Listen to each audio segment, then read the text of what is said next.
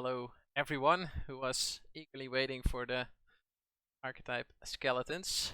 Here we are. Tonight I'm joined by Max, Pawel, and Jason. Would you guys mind introducing yourself quickly before we dive in? Max, want to Yeah, start? I can go first. I'm Max. Also Hululu. You may know me from 17 Lands. I work on it quite a bit, and then not so much in the last set, but hopefully spend more time in the holidays and stuff. Yeah, that's me. Hi, I'm JasonILTG. Don't have a camera today. Yeah, I play a lot of Magic. I didn't actually play very much Midnight Hunt at all, but I'm hoping to play more Crimson Vow this set. Yeah. Yeah, I'm Pavel, also known as Sierkovitz, and I do some limited data analysis and started the skeleton thing with Sander. When was that? Zendikar? Yeah, I think so. So yeah, here we are.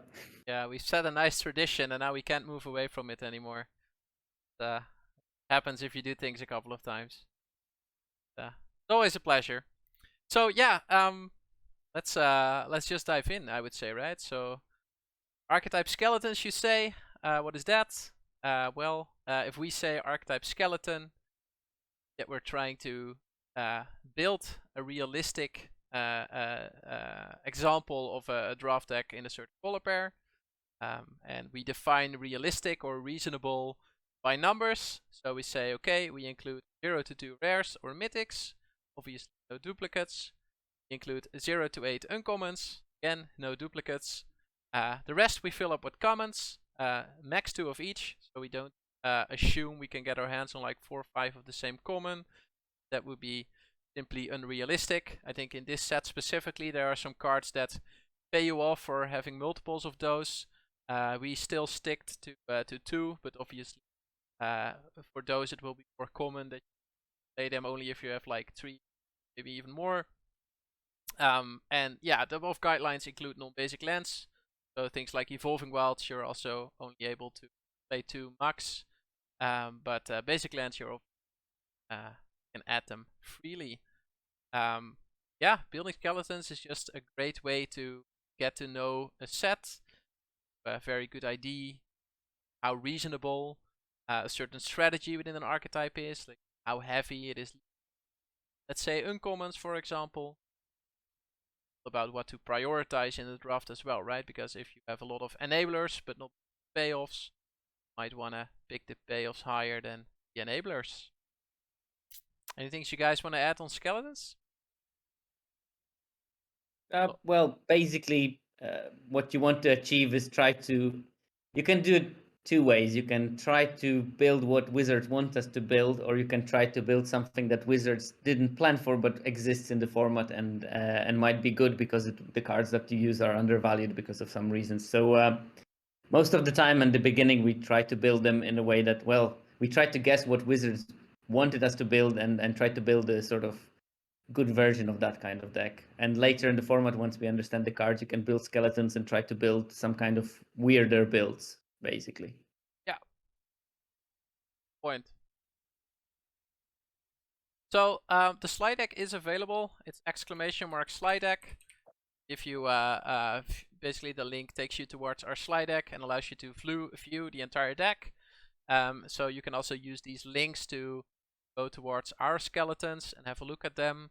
And if you want to build along, there's a sealdeck.tech link on top of this slide that will basically give you a empty canvas in sealdeck.tech with 2 of every common in the sideboard and 1 of every rare and mythic rare. So feel free and yeah, have a field day with those. Shout out to SealDeck, by the way, for being such a convenient way to build skeletons like this, but also to build decks in general. So highly recommend checking them out. Big picture stuff, Sierkovitz. I know you've prepared some graphs for us that you already shared on your own Twitch, but maybe you wanna share them again here as part of this video. Yeah, this is just to sort of take a look at the format from the point of comparison with Midnight Hunt, and what basically it shows is that how many cards of different type are there in the set, and it's slightly different in Vow than it was in Mid. You can see that there has been much more instant sorcery spells in Midnight Hunt. I think that this will be very creature centric in a way. So you can see that even though the number of creatures is not that massive, you have to keep in mind that in the previous set you had lots of those cards that you can play second time, and especially you get those 45 flashback spells that allowed you to use the same spell the second time. And here you don't have it, so this format will be poorer in terms of what you can cast. You will probably have moments when you don't have anything to cast, and that was something that almost never happened in Midnight Hunt.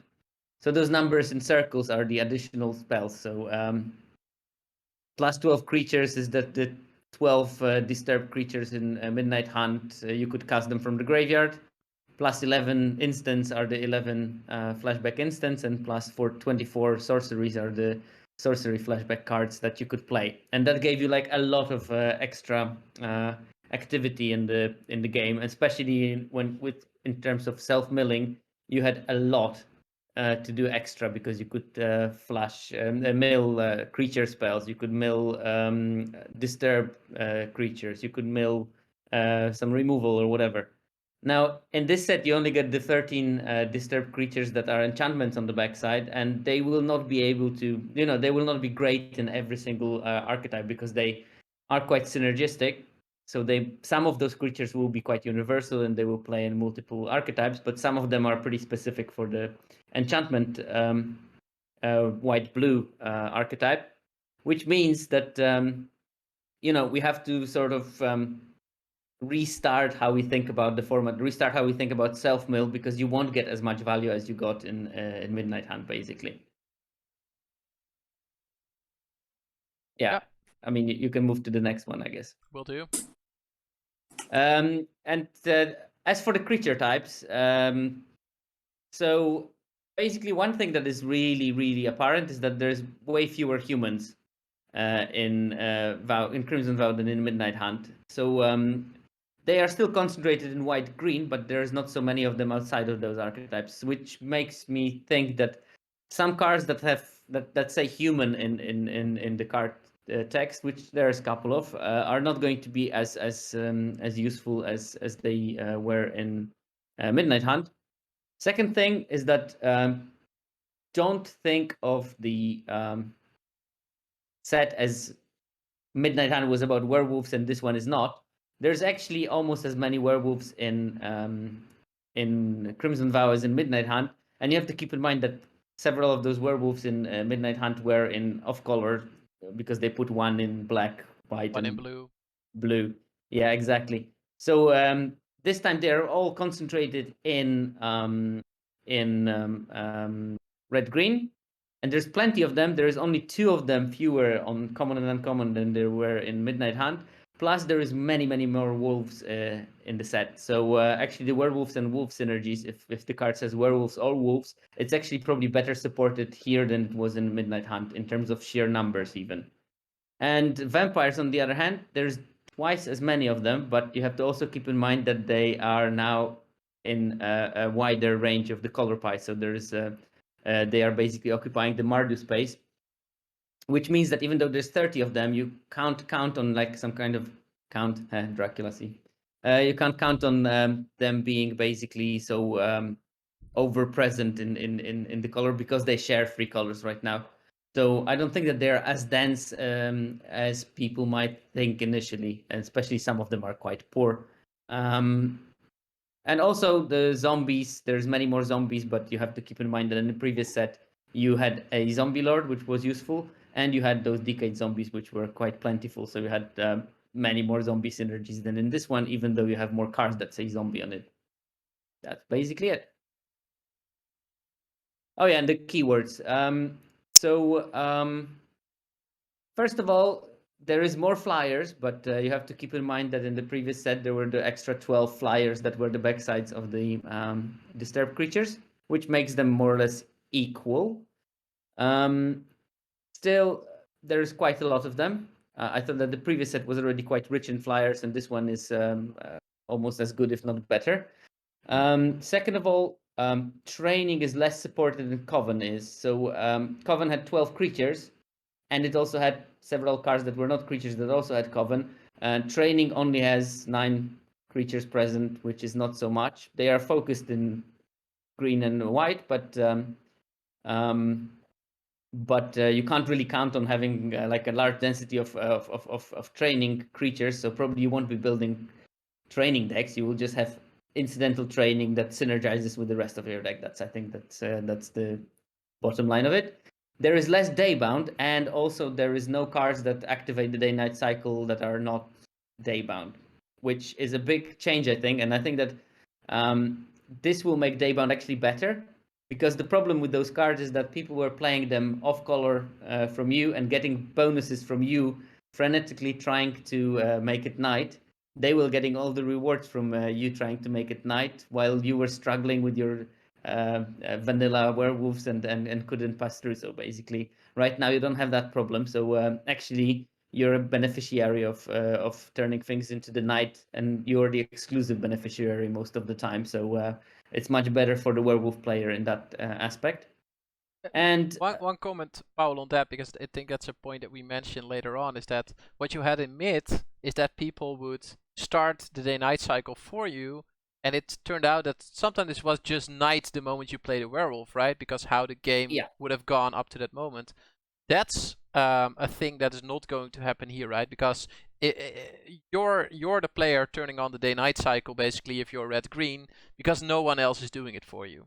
Oh yeah, no, definitely. I mean, there might play some incidental green or red creature in their deck that activates the cycle for you. But I think that you rarely got any bonus from the fact that you played those werewolves on the night side, because it rarely happened, first of all, because they tried not to give you that free value. And second of all those cards that, like the Gavony, Dawn something, 3/3 that drew a card, basically drew a creature card when it turns from night to day. The Firmament Sage, the another thing that draws a card when it turns day to night. The 3/3 Haste Trampler that got you could put +1/+1 counter on something when it's flipped from day to night and night to day. Those things activated twice in a cycle that you tried to instill, and were basically hosing you, because if the 3/3 turns day into night twice and becomes a 5/5, you got 0 bonus from turning into night all your werewolves, because they grew their creature just enough that it cancels whatever bonus you had. And right now, I don't think you're going to have that. I mean, we can talk about it more when we talk about the werewolves, but just to notice that Daybound day cycle is going to start much more rarely in this format, and also that probably the werewolf player is going to be the sole beneficiary of how it's turning out. Yeah, agree. And there's the exploit, and there was no exploit in the previous set. Very much non-surprising. There was Decayed on the other hand, which you don't have right now, so that's the balancing act there. And what I wanted to notice briefly is that there is a bit more haste and menace. And both of those mechanics are, especially Menace. I found that Menace is really good when you have it in density. So when you have like 3-4 Menace creatures in your deck, it's much better than just have one of them, which makes me hopeful that the aggressive decks might be more threatening because of that. More menacing, you might say? You might, if you were into puns, which I am. Okay. Okay. Removal. So I decided to look at the removal slightly differently this time. And I think I'm going to move to this kind of measurement in general more frequently, because the numbers, like how many creatures does the particular removal kill in a set, are nice, but it's also nice to see what it does mean in the context of the draft. So this graph shows you how many spells on average will you open in a draft pod, so in 24 packs, that can kill a vanilla XX antelope. And there are a couple of caveats there. That first of all, the creature is an antelope. It's vanilla. It has the power toughness as it's indicated under the bars, and you basically have unlimited mana, so you can cast any spell. And you also have a 3/3 on board. just to make the bite fight spells relevant in that analysis, because they are clearly removal, and it's not unreasonable to think that you might have a 3/3 on board when you have infinite mana. So basically, those sets are quite similar in terms of how much removal is there. Actually, the Crimson Vow does look like it has more removal, but if you look a bit deeper into it, the quantity does not really correspond with quality.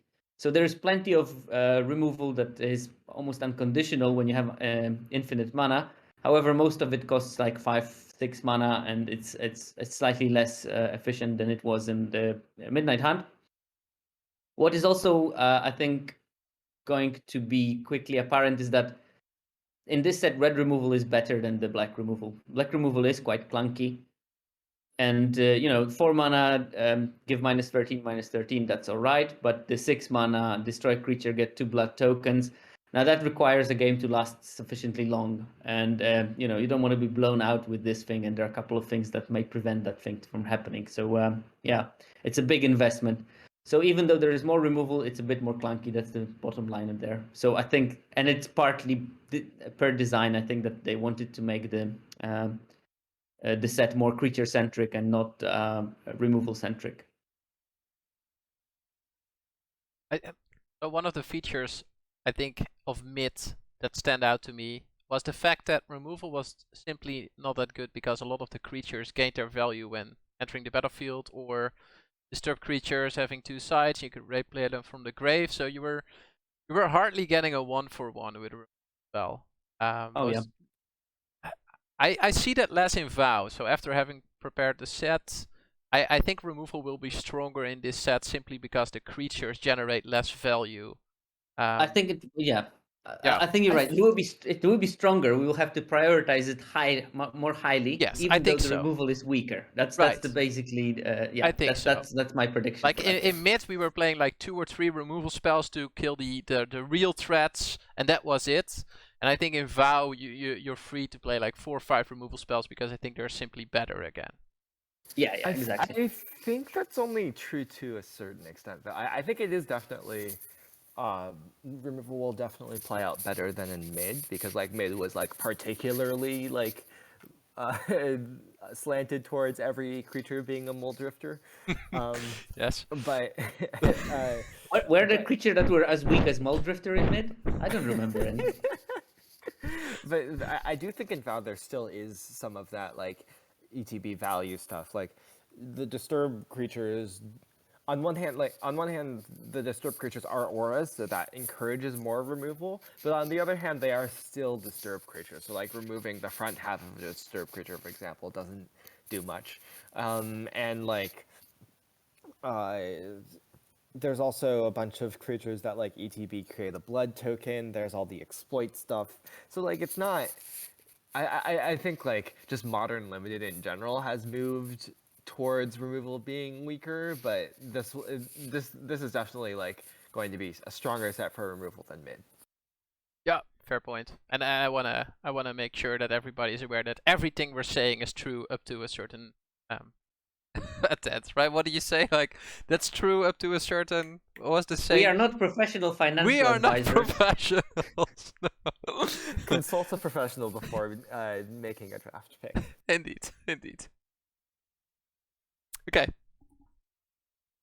Okay, so the last thing is that how does the removal align with the number of creatures? And here the stats are for all creatures, including rare and mythics and uncommons and commons, which doesn't change that much when you will exclude those, I think. But just to give you a heads up on what's on the graph.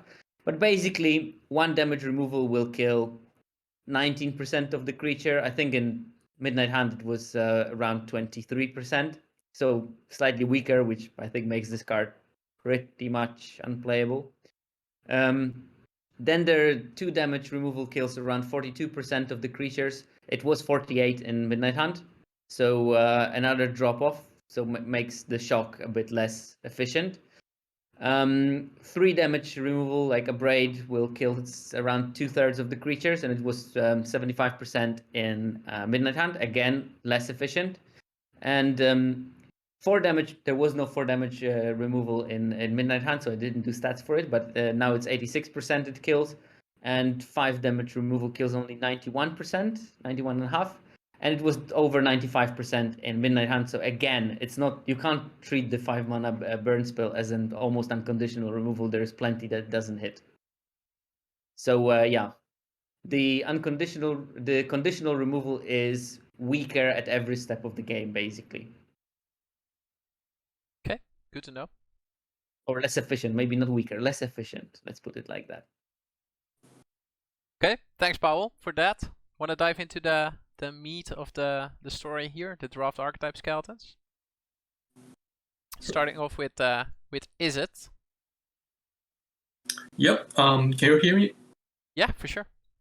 Yeah. So I think I'm go talk about Izzet first. So in this set, Izzet is also about spells, but this time it's about non-creature spells. So it's not just instant and sorcery, but any non-creature spells.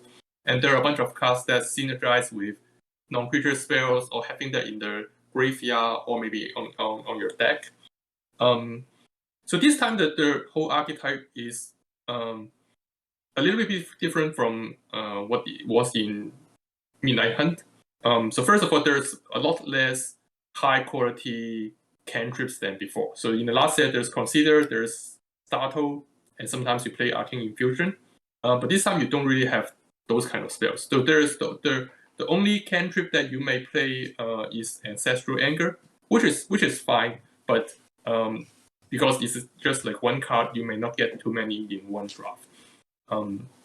There's also no creature that can like carry the game by itself, like Festival Pressure.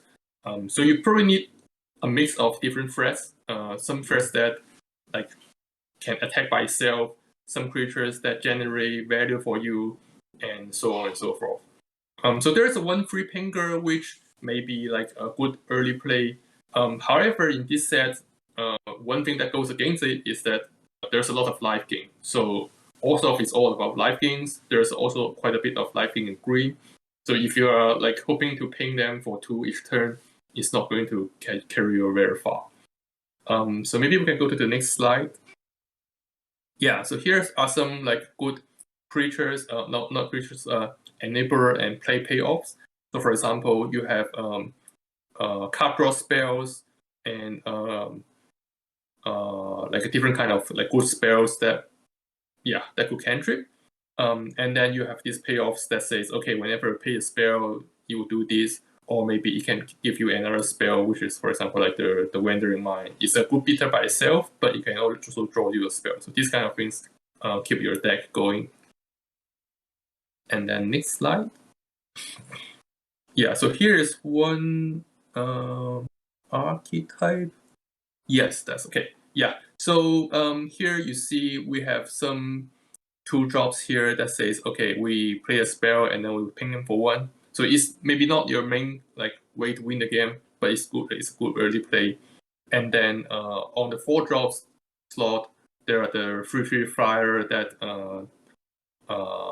like surveils basically when you play a spell. Shall I open the archetype quickly? I think that's cleaner than this, right? Then I can go over the cards. Makes it more visible. Yeah. Do you want me to open your own, Max? Yeah, maybe that one is more familiar with that one. Yeah.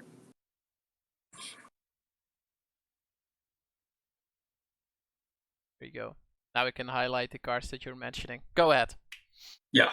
Do you mind making it bigger also? Yeah. And then there's also like cards like I think the 2-drop Blood Petal Celebrant may be good in this deck also. So it's just a random 2-drop with First Strike, but with Ancestral Anger you can actually attack and do some damage. And then on the spell side, there are cards like so going back to one point, so because this set there's not as much like instance and sorcery, you can just keep playing the same spell again and again. You may need some enchantment. That means I think maybe this deck will need some disturb creatures and cards that synergize with it. So for example, like the Lantern Bearer, the other guys, and the Fear of Death is a card that itself is a non-creature spell, and it also cares about cards in the graveyard. I think all of the payoffs say non-creature instead of instant or sorcery, right? Yeah, Yeah. agree. Like the Raconteur or the Frenzy Devils, even the Flamebreather, they all mention. Which mean artifacts and enchantments are as good as. Right. Yeah, I don't have much else to say. How about you guys? Any comments? I have a question to Jason. What does he think about Frenzied Devils? Wait. Why specifically me? I don't know. I mean, I find that you have a very well thought through takes on this type of card generally early in the season. So I want to know. Do I? I don't know. I think it's like. I think it's probably good. I don't think it's like. It doesn't seem like a draw to me, but like, you know, big hasty threats are good. It's kind of awkward that like part of the reason why like a 5-mana 5/5 haste is just a really good card, but part of that is because like it comes down and like immediately smashes for 5. This doesn't do that, right? Like it comes down and there's a 3/3 on turn 5, but later it is really big. Right. I would totally be on it when it had flash or something. Yeah, and with 5-mana spell, the threat of activation on turn 5 is not very high, right? Because you'll be out tapped, which is unfortunate. Because I see the card has clearly potential because you know, a couple of ancestral angers and this becomes like insane. But A house, yeah. Yeah. It's like at one spell it's just average. If you could play 2 spells a turn, then it's good. Because those two spells also did something like maybe it mess up your opponent's blocks and whatnot. But yeah, the threat of activation is makes it like a bit stronger than that. So like at just one spell, it's like if you have enough spells to play one spell a turn, then it's like very good. Yeah, Flynn in chat compares it to the Skrillex. That was a 2/4 flyer, if I remember correctly. That got +2/+0 previous set. This escalates quicker, I would say, but yeah, it's similar. What I noticed when I was building blue-red is how horrible the 3-drop slot is. I like the Binding Geist inclusion. I think that's a good one. But outside of that, the 3-drop slot, creature-wise, was really poor. So I can imagine that a lot of the time you'll be holding up either a draw or a counter spell. Yeah, I think you might want to be playing kind of like a counter Bernie kind of setup. Yeah, I will say like one of the awkward parts of the Devils is that like it coming down on turn 5 is actually just not very impressive as a 3/3 haste, and like it's hard to get around that. Yeah. Yeah, but I hear that counter burn part is a good part, right? Because last set your main creature was Festival Crasher, so you don't really want to hold up too many counter spells. But this set is actually fine because there's not too many cards that say, okay, you have to do it on your own turn. Yeah. I guess it all depends on how good the Caustic Flame Breather will become. Is sort of the grindy engine that will. Because if you can probably get multiples of those and start playing some spells countering things, then you might just get there on that. But yeah, right now I'm not convinced of blue-red spells as an archetype. It just seems worse than in mid to me. Yeah, agree. Chat asks if Jason is in heaven. I think that's. Yes. Yes. I am a disembodied voice. with a halo in the sun or something. Okay, let me remove some tabs here. Yeah, okay. Let's move on to the next one. I think Azorius is up next. Yeah, so Azorius. Yeah, go ahead. Yeah, so Azorius in this set is like on paper sounds very similar to Azorius in the last set, right? Disturb. That's the headliner mechanic. But it's actually pretty different because so there's some things that are the same, right? The thing that's the same is that you're playing a bunch of creatures with Disturb, which means that like you get some grindy value from them trading off and having something later to do, right? But the difference is that the thing that you're doing later is not playing more cheap creatures, like cheap evasive flyers, but playing auras to stack on your already existing creatures, which is like pretty different.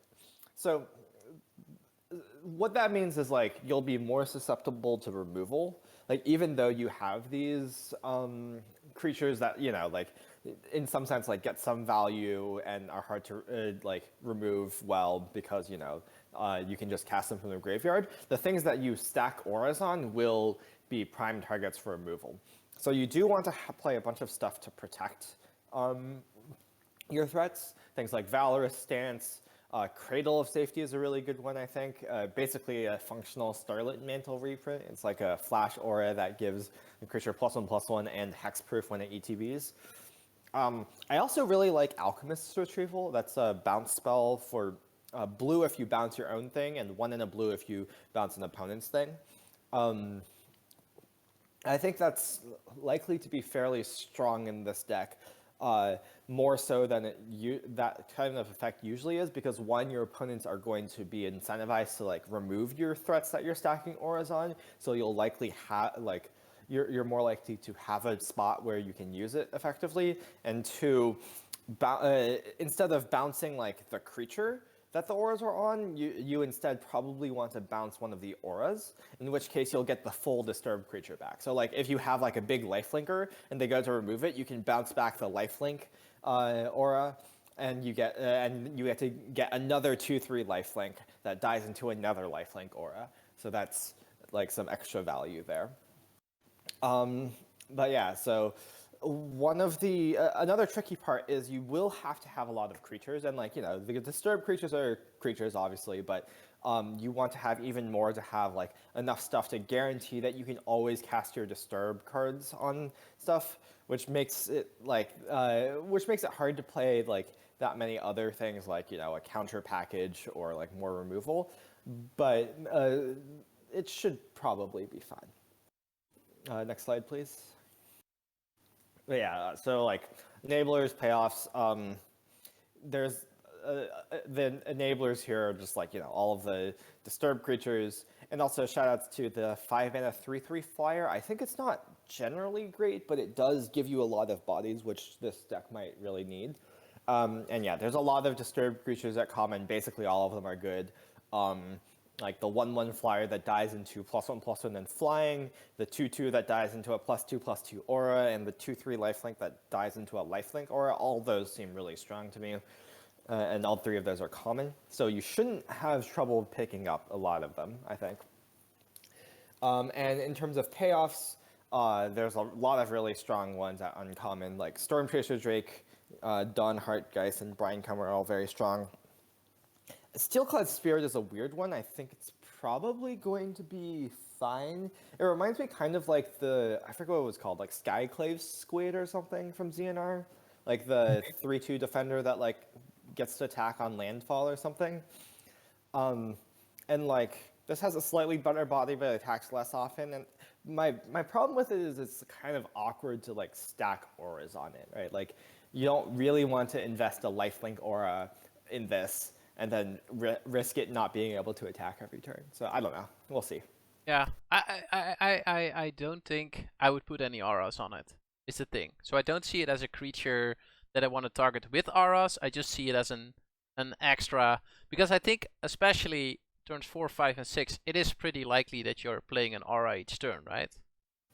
Yeah, I agree. It seems possibly decent, but maybe it's the fact that you don't want to put an aura on it makes it too awkward. Makes it less good. Yeah, agree.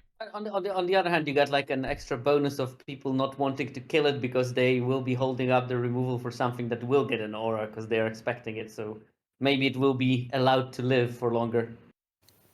Maybe. But yeah, this is my skeleton. It's what you might expect, just like jam as many disturbed creatures in there, and like, oh, I put Fear of Death in this archetype. I think it might actually still just be too bad. My thought was that like the Mill 2 like is nice with your disturbed creatures, but I think the card is just like too bad on its face. I'm not sure. Yeah, the only thing I'm gonna give this card is that putting it on a ground creature basically says it can't block in this deck, right? Because everything you're doing has flying most of the time. So this not basically has the everything. text can't block. I would say so. I mean, like, you have your Kindly Ancestors, like 2/3 lifelink dies into a lifelink enchantment. I don't know. True. Oh, it's not that there are no ground creatures here, but like flying. Oh, this is not a flyer. You put that in as well.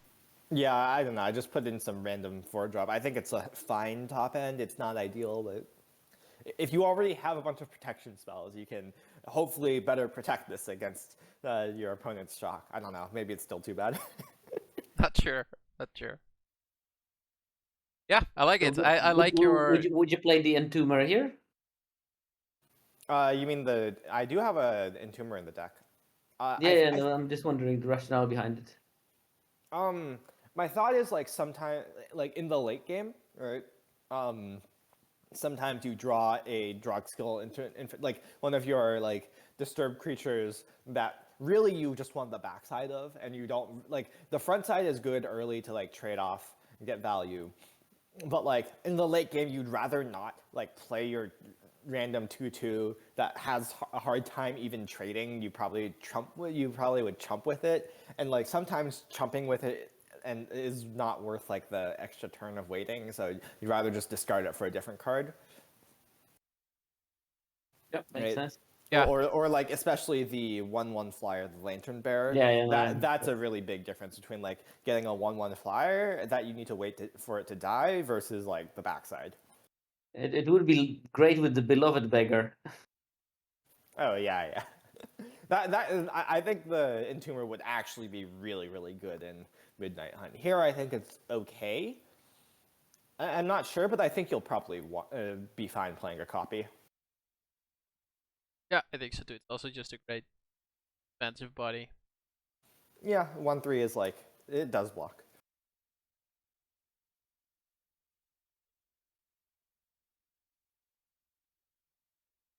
Anything else on this one? Nope, that's about it for me. Next up is Boros.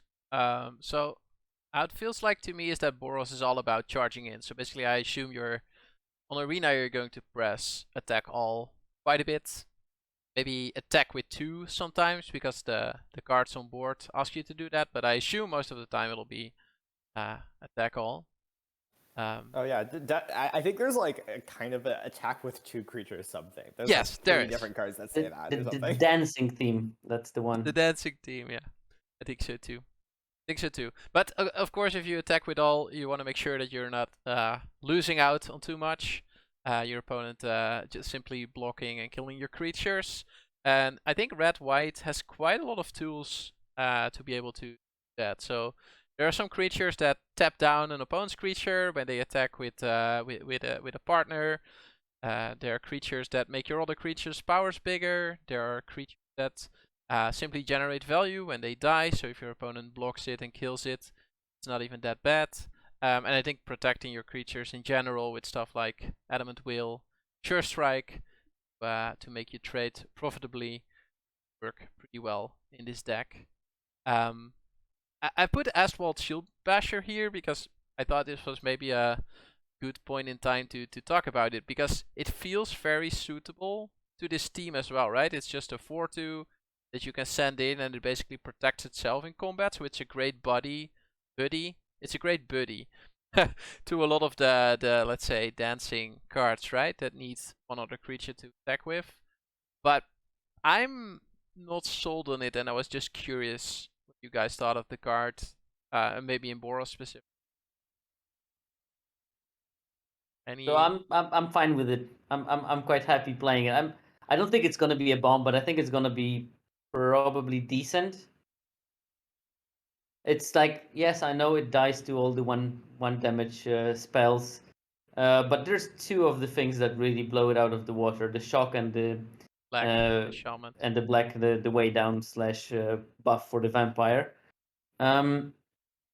So I think it's gonna be just fine. It will live long enough to be problematic for the opponent. And the cost of the ability is very low, to be fair. That's true. And 4-power white creatures are not that common as well, for 4 mana.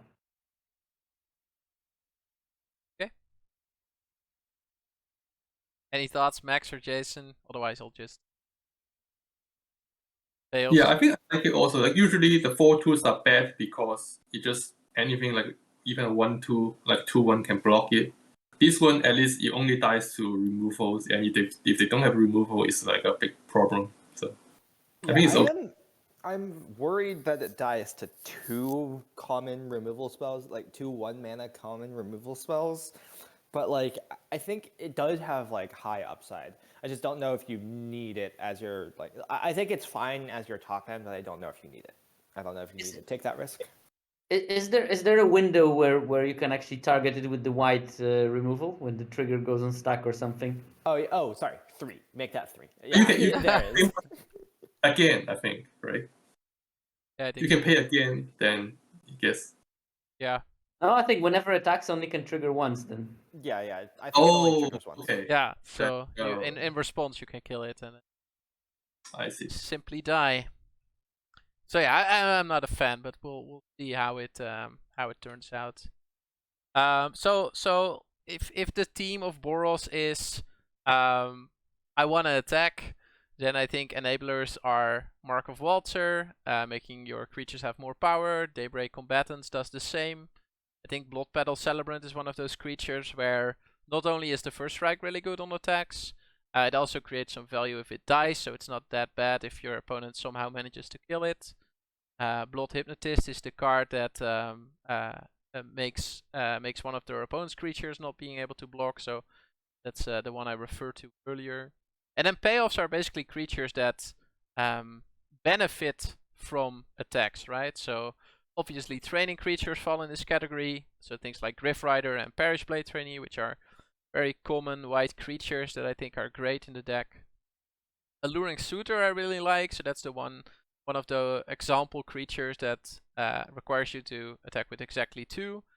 Then it transforms. And there's Militia Rillier, which basically can't attack alone. When you attack with multiple creatures, it's basically a 3/3 vigilance. And you can even untap another target creature, right? So it doesn't necessarily taps itself. So yeah, lots of payoffs for attacking, I would say, and especially the training can get out of hand rather quickly. That's also how I've built the archetype. I'll jump the archetype.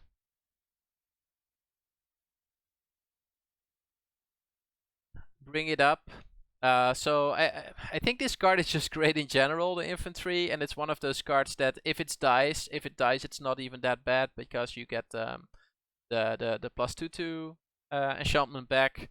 The enchantment is also really useful in enabling training, right? Because you can make a creature bigger than your training creature using the enchantment, and then your training creature can start growing again. The Parish Blade Trainee, as mentioned. Blood Petal Cerebrants I really like in this deck.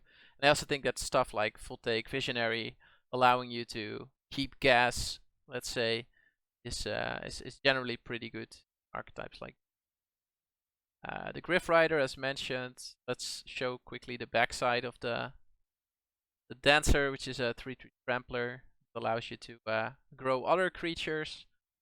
I'm also I'm really high on Daybreak Combatants. I'm not sure about you guys, but I really like this card. Save for Waltzer. I think this is a great enabler for training in general because it allows you to lift up the other creature you're attacking with. So I think that's solid. Yeah, I like the Daybreak Combatants, especially with all the like first strike or things you don't want. Stuff like the Petal Celebrant. I mean, this is a wombo, right? Attacking with a I think it's just very great. It also will keep you like your opponent from committing completely to attacks when you've fallen slightly behind, because if you manage to bring them down to low life, there is always the risk of you just pinging them for 4 out of nowhere with a common creature, which is something that you would probably have to play around. Yeah, for sure. Agree. I really like this common. Maybe this is a good moment to highlight it. It's a 5 mana 4/4 menace, and it brings 2 blood tokens with it, which I. So my thought here is that if you're able to cast this card, that means you have 5 lands on the board. So basically, any lands that you draw after this, yeah, are you're willing to toss away for blood tokens. Basically, every land that you draw after that has cycling 1. Exactly. So I really like that. So early blood tokens, sure, right? Like blood pedal celebrant making a blood token, sure. But the moment you're going to want to cash these blood tokens in is the moment you're starting to play your 5-drops, I say. And then I think 5-drop with not only a solid body, a 4/4 menace, but also bringing you the 2 blood tokens. I think that's, yeah, I really like that card. Yeah, I do like that card. Menace 4/4 menace is always threatening when you have combat tricks in your deck. Yes, 100%, because that needs to be double blocked most of the time, and that gives you the option to blow your opponent out. Pretty rough. I probably, yeah, I mean, I probably put not enough of those in my deck. I think that you can play 2 of those in the red. Red black especially, but I think in any red deck I would play 1 as a event. Yeah, that's it mostly. Maybe Arm the Cathars is nice to highlight. It's an uncommon, but I really like what it does. That's overrun. Yeah, overrun. But like in a specific way, right? So you can. And also, like, it overrun that doesn't make you dead on the swing back because of the vigilance. Because of the vigilance, it that enables. just makes this card actually work now. Yeah, it enables. Certainly the vigilance is very important for that card. Without it, it would be, I think, pretty bad. I don't know. Yeah, but I also like how it enables training, right? Because you're able to choose the targets of the +3/+2 and on yourself. So you're pretty sure you're getting training triggers as well with it. I like. Well, not if I mix them up, as I'm surely am going to do in the first weeks. Yeah, well, that happens to the best of us. But yeah, and me. And you. No, but I really like Boros. I'm pretty high on the archetype. I think we have. Let's see what's next. Then we get into blah blah blah. We get into Simic. Oh, that makes it me, isn't it? Yeah, we gave you Simic, Pawel. Lovely. I still have no idea what it does.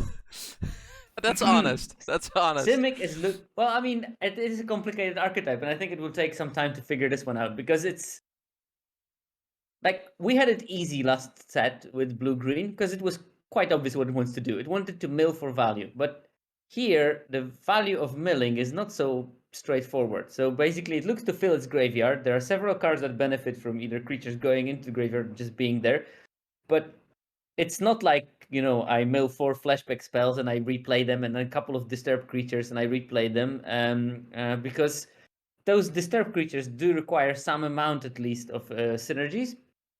And those cards that benefit from creatures going into the graveyard require playing heavily on creature side. So I think that this incarnation of blue-green is a bit more creature-centric, I think. And yeah, basically the mill is sort of something that happens by the way. It shouldn't be a focus of the deck to mill as much as possible. But if you can, you know, get value from milling and incidentally fill in your graveyard while you do that, you're going to be playing well, basically. So, like, for instance, okay, let's give it like Witness the Future as a card. Like, if my purpose of milling is to basically return the cards I milled into my library, I might as well not be milling, because I mean, what kind of value is that for me that I did it? I think that, like, first of all, let's start with the Signpost Uncommon. I think that this is what the archetype really wants to do, and it's not playing a 2-mana 2/3 reach, which is always good, but it really wants to mill deep and get like some kind of obscene value from milling multiple creatures. So I think that the main focus of the deck is you need to have a critical mass of creatures in it to get the payoffs to work at all. first of all. And Vilespan Spider, you sacrifice it, and you create X/1/1 green insect creature tokens for each creature card in your graveyard. So you want to have like 4 or 5 creature spells in your graveyard to start cracking it, to start thinking about cracking it. And still you end up with 5/1/1s, which might not be just enough to kill the opponent if you didn't do enough damage early. So I think that I don't think it's super strongly supported to kill this way. I might be wrong. But yeah, still early days. So I think that what it really wants to do is cards like Moldgraf Millipede. It wants to mill a lot of creatures, play this one as an 8/8, and then replay your flying aura on it and kill the opponent by flying a 9/9 Millipede, basically. And you might have something to protect it from getting dead. So that's my thoughts. There are some cards that will give you incidental value when you mill, and I think Cobalt Lancer and Skyrap Scab are the good examples of that. That basically you mill the spells, but you don't even plan on replaying them in any way. You just exile them from the graveyard, and you get bonus this way. So basically, you use graveyard as a fuel for your spells that exile something, rather than in the plan of reusing them like you did in the previous incarnation of the Simic. Right. I mean, you can maybe go to. May I add Yeah. 2 things, Paul? Just because Yeah. I really liked what you said about really want to go hard on the graveyard stuff, right? You want to crack your spider and make. You said 4 or 5. I would move towards 10, right? You basically want to have Yeah. like more than half of your deck in your graveyard, and then you want to start cracking that spider. Millipede, indeed, as you mentioned, comes down as a 10/10. But there's a nice balance in that because you don't want to mill yourself out, right? So there's like this sweet spot.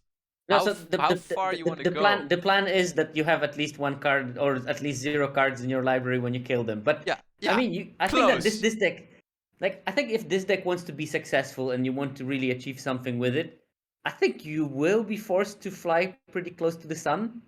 I think so too.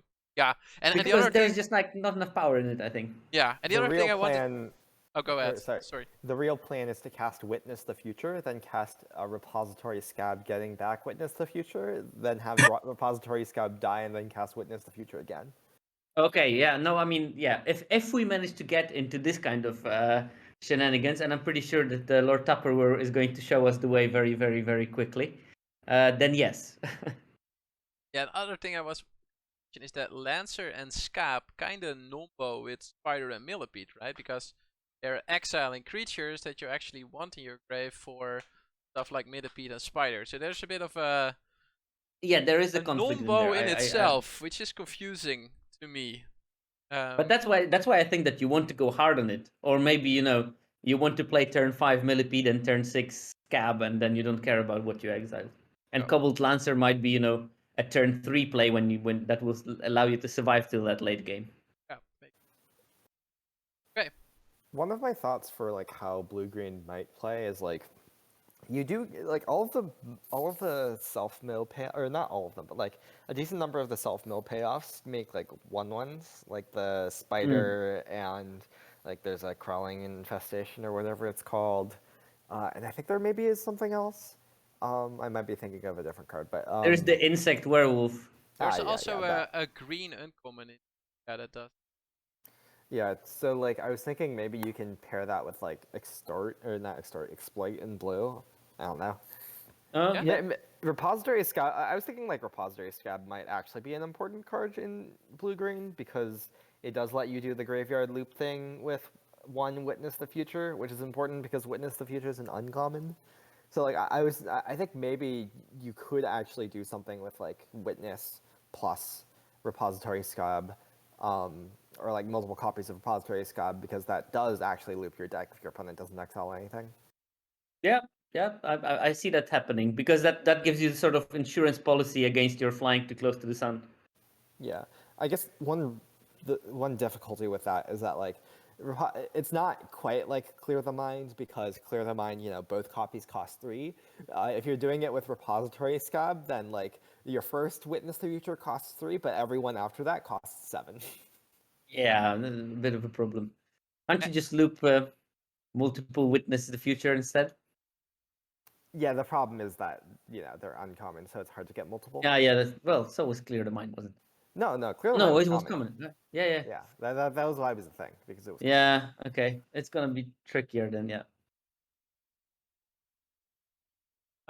Let's see. Did you? Well. Or you can just click on the link anyway, so no need to go to the. I Oh, included every archetype for good or for bad. you But I did. Yeah, included I was very impressed. That. Okay, there we Right. go. Oh yeah. It didn't. Oh, it didn't update to the version. I removed the Whispering Wizard and I put in the thing that returns the uncommon that returns 2 cards from your graveyard to hand Retrieve or one creature. something. Yeah, something like that. Yeah, retrieve. Yeah. There you go. Okay, that's the big change. Now you got your updated version. But okay, so I think that how I built it is I basically tried to make it a gap mana curve, something that I do in particular style of decks frequently when I don't think that the mid range is getting there, basically. So I have like 1 drops, 2 drops, 3 drops that accelerate me, and then I go straight to 5 and 6 and 7 drops. So basically, I want to make it a sort of combination of ramp and mill.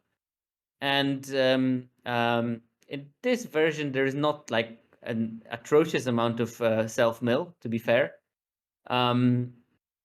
But there is mulch, and probably I would put multiple copies of it on top of that after like longer thought on the archetype.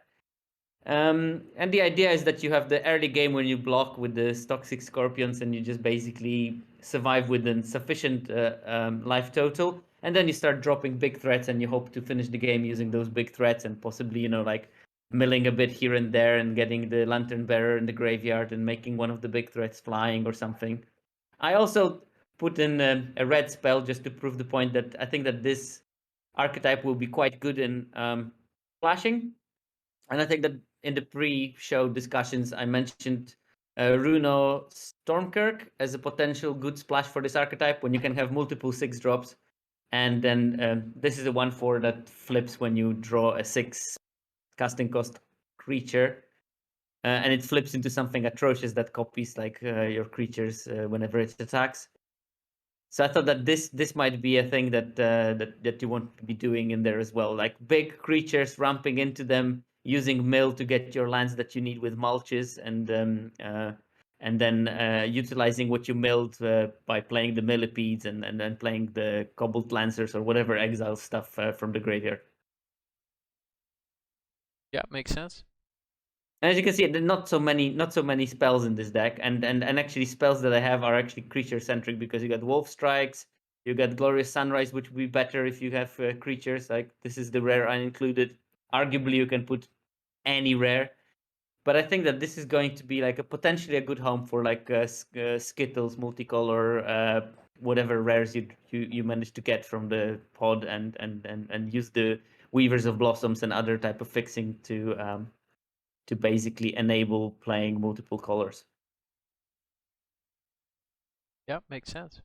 But I mean, I'd like to strongly stress that this is a very prototype build, and I'm pretty sure that this is not going to be an easy thing to draft, and it will require some time and better understanding of how cards work in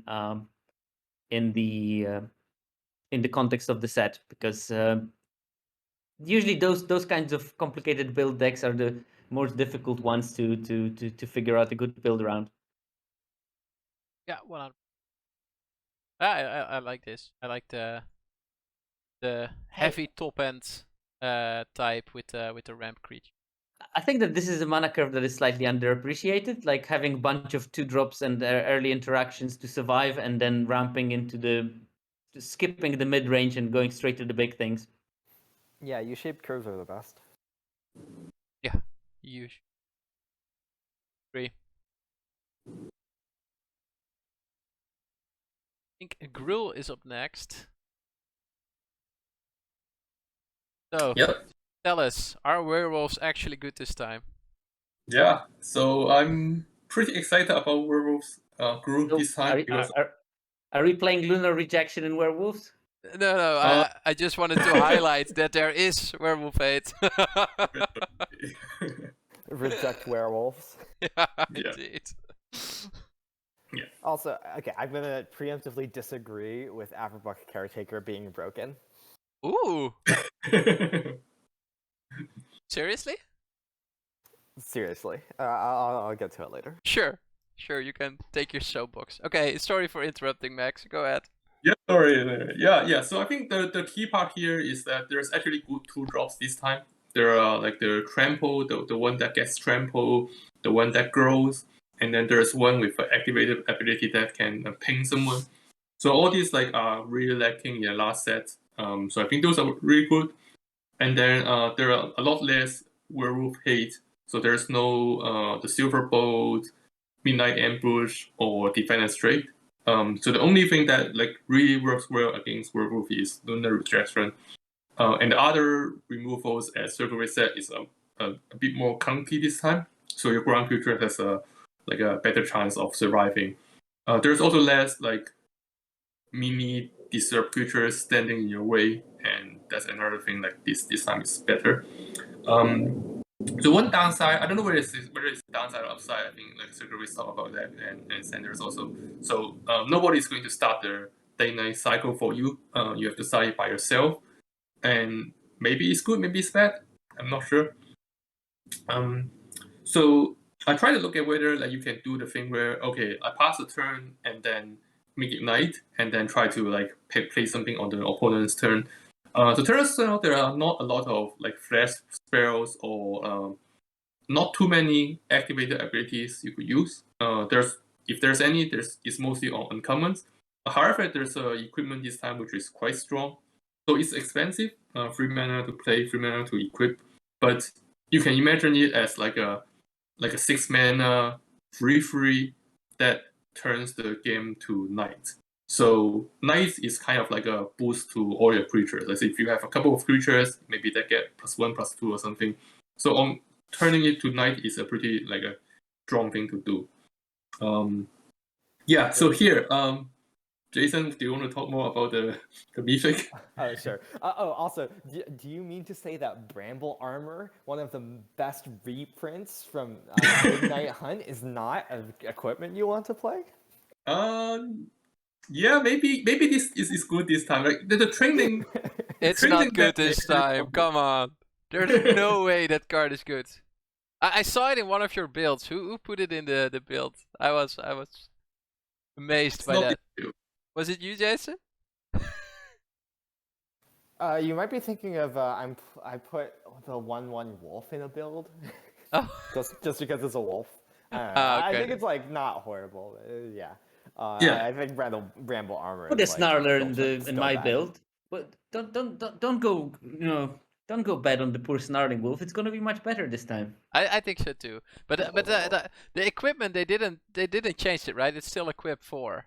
It's still rubbish, yeah. Yeah. It's an exact Okay. reprint. I don't know why they decided to reprint Bramble Armor and Snarling Wolf of all things. But Yeah, maybe it's an experiment somehow.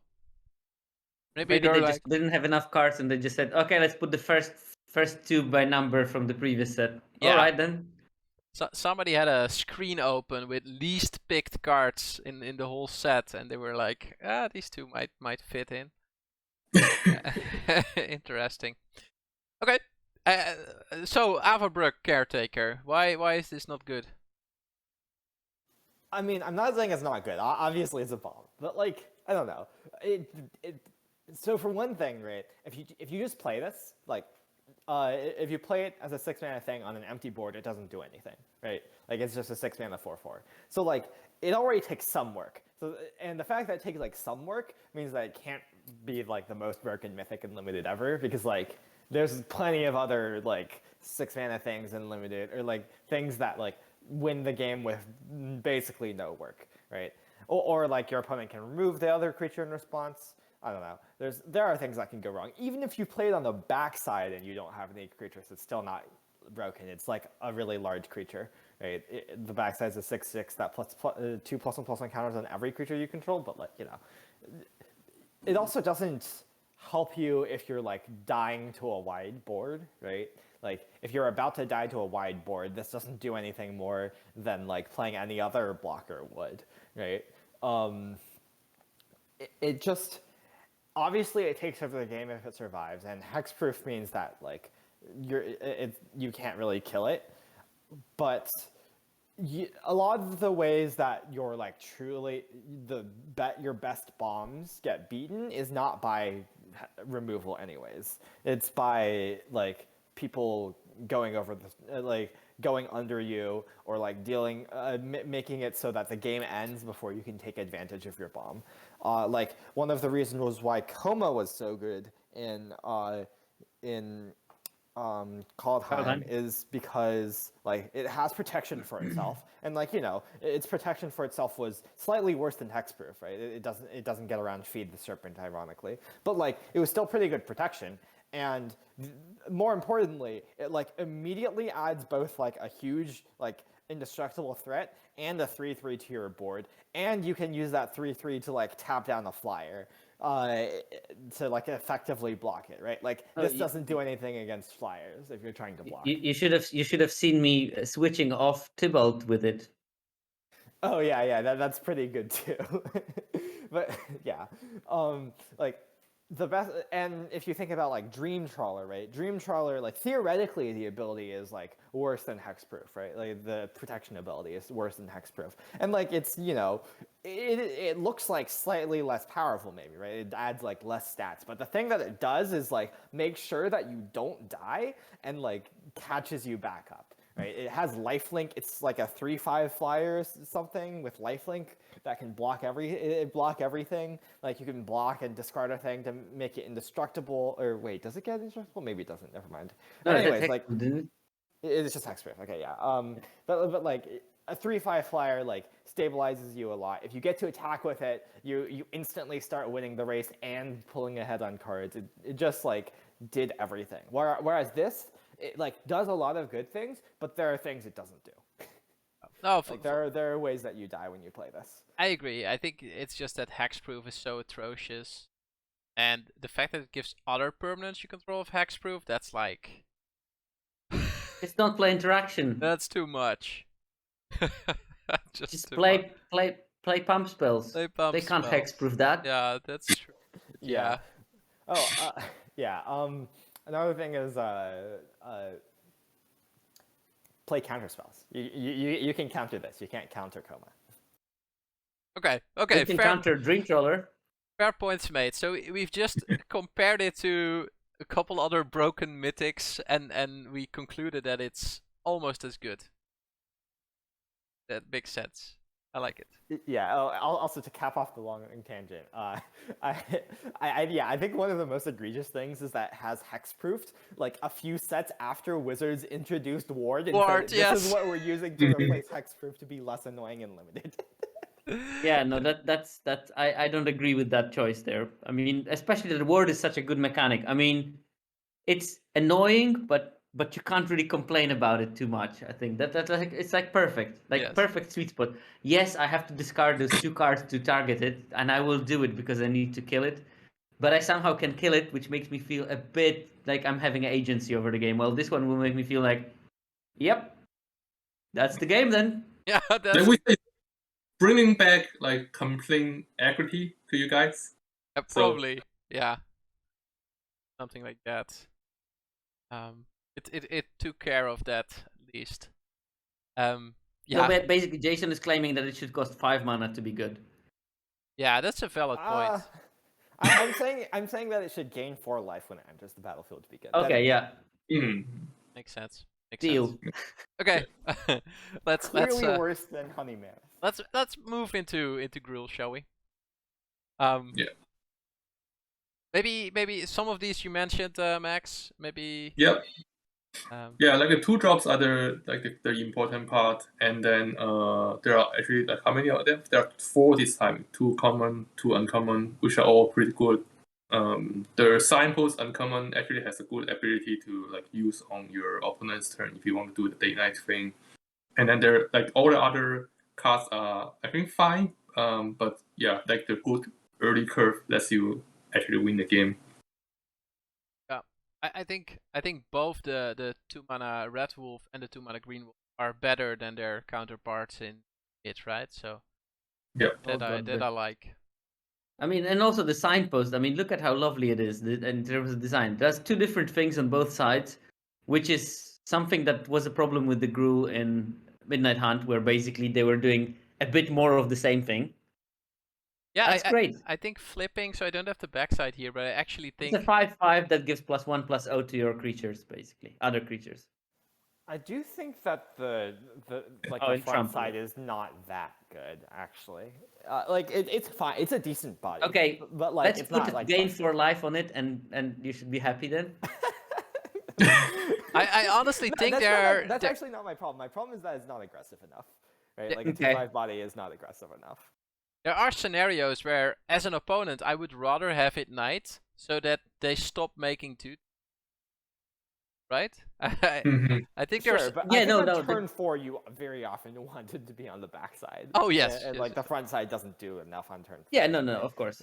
Is my But on worry the with other it. hand, I mean, as you said, it's not a super aggressive card, so this should make it possible for you to crawl into that turn 8 when you can start spawning out wolves and then at the same time flipping it. And I think that flipping back from night to day is not going to be as trivial as it was in Midnight Hunt, because you don't have this spell density. You can't just draw one spell with flashback and then basically with one card you can flip it back to day and to the dismay of the werewolves player, while at the same time drawing a card from Firmament Sage or something.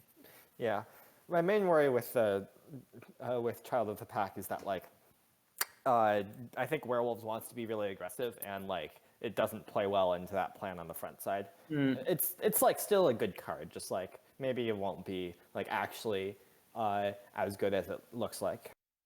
Well, you play Wolfkin Outcast in that case, and for 4 mana, and you should be happy with the aggression levels there. Yeah.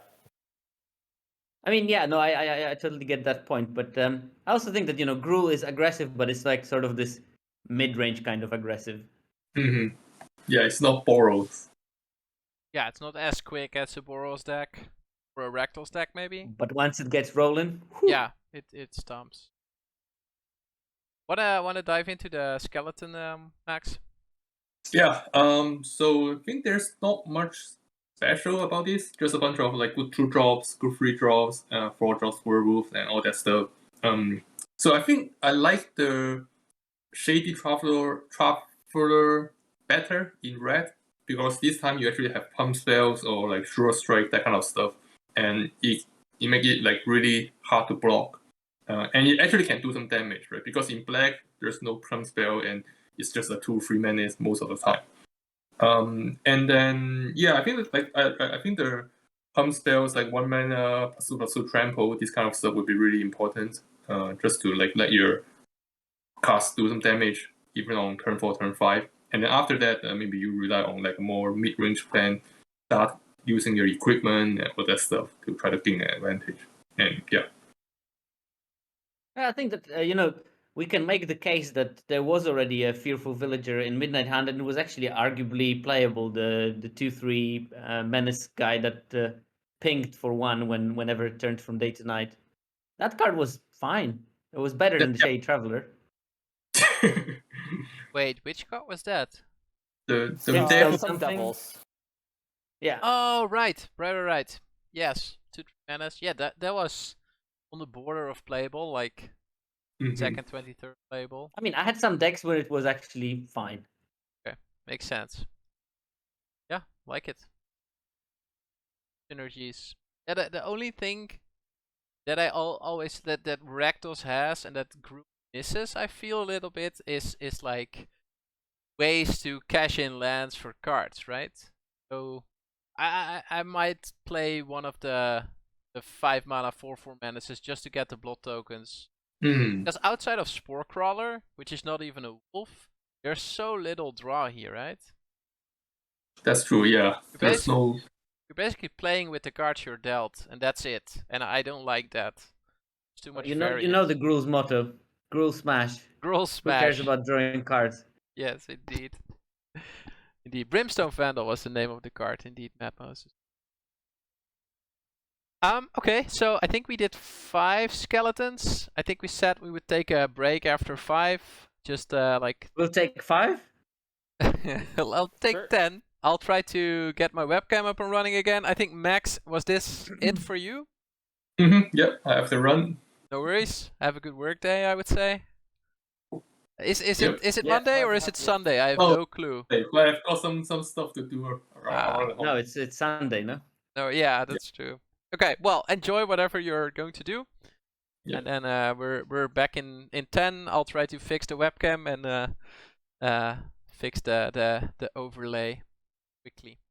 Hey everyone, we're back. My webcam is still frozen, so we'll have to do it frozen pose gratefully way, but enter the crowd with a image. Yeah, next up is Rakdos. So continue the archetype skeleton breakdown. Rakdos. Jason, if I wasn't mistaken, you were going to talk us through. Yeah, so one of the big things in Rakdos is blood tokens, right? There's a lot of cards that make blood tokens and a lot of cards that care about blood tokens. But when I say a lot of cards that care about blood tokens, actually there aren't that many and they don't give that big of an effect, mostly. So I think like blood tokens, main use will just be like smoothing out your draws, which is pretty fine. But there are like synergies that you'll want to build towards. More of a like synergy package rather than like something that you're going all into. And like blood tokens by themselves are pretty good too. You know, smoothing out your draws, making it so that you don't flood too much in the late game and hit your land drops in the early game. It's pretty good too. But yeah, another thing that Rakdos has is like a lot of menace. Like there's a 4/4 menace for 5 that makes 2 blood tokens in red, and a 3/3 menace for 4 at common that makes a blood token, and when it attacks you can give it +2/+2 by sacrificing a blood token. But yeah, so there's also like all the best removals in Rakdos as usual. It's probably going to be a like kind of attrition-y, like not quite full-on aggro, I think, but like certainly aggressive. Remove your opponent's stuff, have menace creatures that are hard to block. That's probably going to be a way to play Rakdos. Next slide. But yeah, here you can see there's like a lot of blood token enablers, and like some things are payoffs, including importantly things that care about discarding. Like Ragged Recluse, I think, is a card to look out for. I think it might be quite good because if all you need is to crack a blood token and then it becomes a 3/3 on the backside that when it attacks drains for 1, that's pretty powerful. Yeah. Yeah, next slide. I think the archetype here is not, the skeleton here is not one that I built, but... Correct, this is one that I built. Do you want me to Yeah. bring yours up? Yeah, or you can talk about yours also. Mine is like going for something different that I want to get into as well, but like I think you should talk through yours. Right, sure. We're aiming to do different things with our skeletons. That makes sense. So I think mine is more of the one that the type that you described, right? So I have the double Ragged Recluse. I have the Edgar's Awakening to leverage a bit of the discard abilities of the blood tokens, let's say. And overall, I'm just a rather aggressive deck. So most of my creatures are aggressively slanted, like the Celebrant, Gas, the Socialite, and the Celebrants. Either creating blood tokens or being able to leverage them in. So yeah, I think my deck pretty much resembles what you described in your initial take. Let's say just aggressive slanted with good removal. Cheeky 3 rares. Cheeky 3 rares. Did I do that? Ooh, Voldaren Estate. Yes. I'm sorry to Nice. disappoint. Nice. I do think this is a playable card. That's why I wanted to highlight it. I think. Yeah, it's, no. I think it's actually very good in this archetype. So it's one I to would look think out so, yeah. for. Yeah, it's one to look out for if you're in the Vampires archetype. Okay, jump to yours, Jason. Yeah, so for mine, I decided to go on a completely different synergy package, which is going back to AFR for everyone's favorite archetype, Steel and Sack. So yeah, so basically, I think that Black has exploit, right? So there's Rat Tide, Gargantuan, and Mind Leech Ghoul at common. Specifically, Mind Leech Ghoul is important because it's a 2-mana sack outlet. And then there's Fell Stinger at uncommon, which is really powerful. That's a 3-mana sack outlet. So the thought, sorry, the thought is like, you know, the classic Steel and Sack. Cast your Bloody Betrayal, Stealer creature that attack with it. Post combat, cast your Mind Leech Ghoul to sack to exploit and get them to exile a card from their hand as well. And my thought was that one of the reasons why this can work in this set, or why I think this will work in this set, is because blood tokens let you filter through cards that are like situational, which in this case includes that combo, right? Act of Treason is a card that is powerful when it's good, especially like, but in the times where like, you know, it just kills them, and the times where you can get like Steel and Sack value out of it. But sometimes it does nothing, especially when you're behind. And blood tokens can really help with making sure that, like, you know, if you have it in your hand, it's you can filter it away when it's a dead card and keep it when it's not.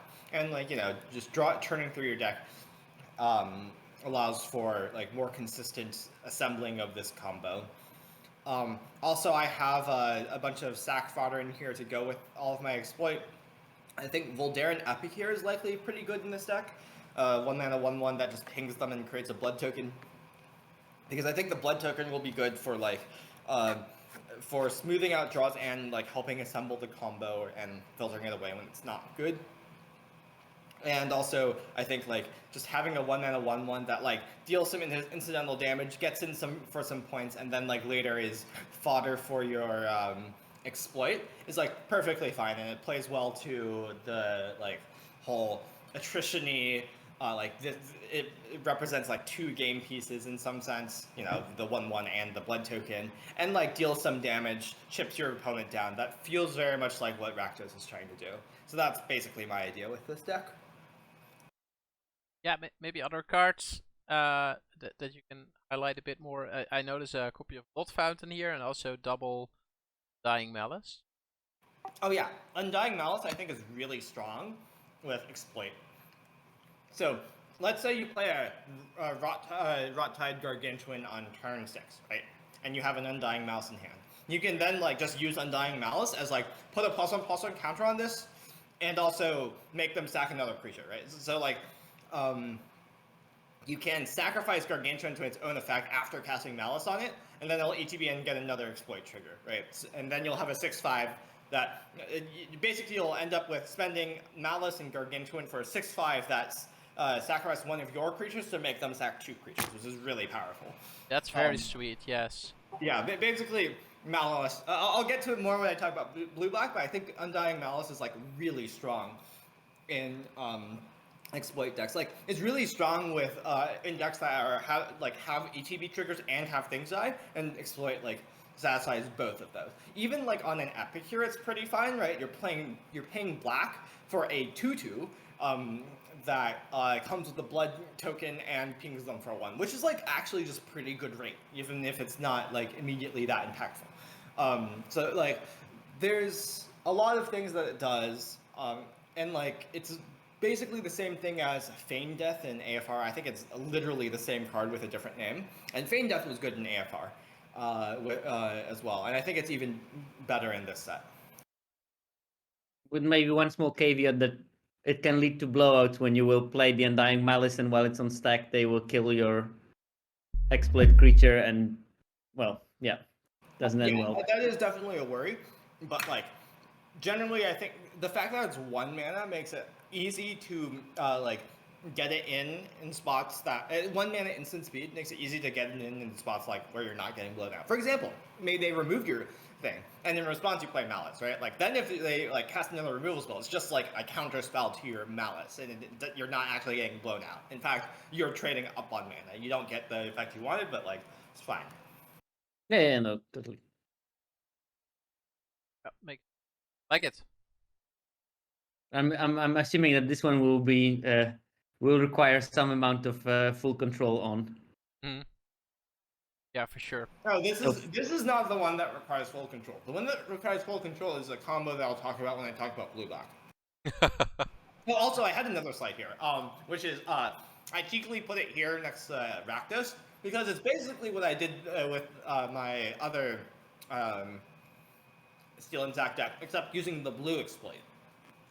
I think this is probably worse, because for one thing, you get fewer blood tokens. For another thing, blue doesn't play as well into the like attrition-y plan, where the active treasons are like at their best.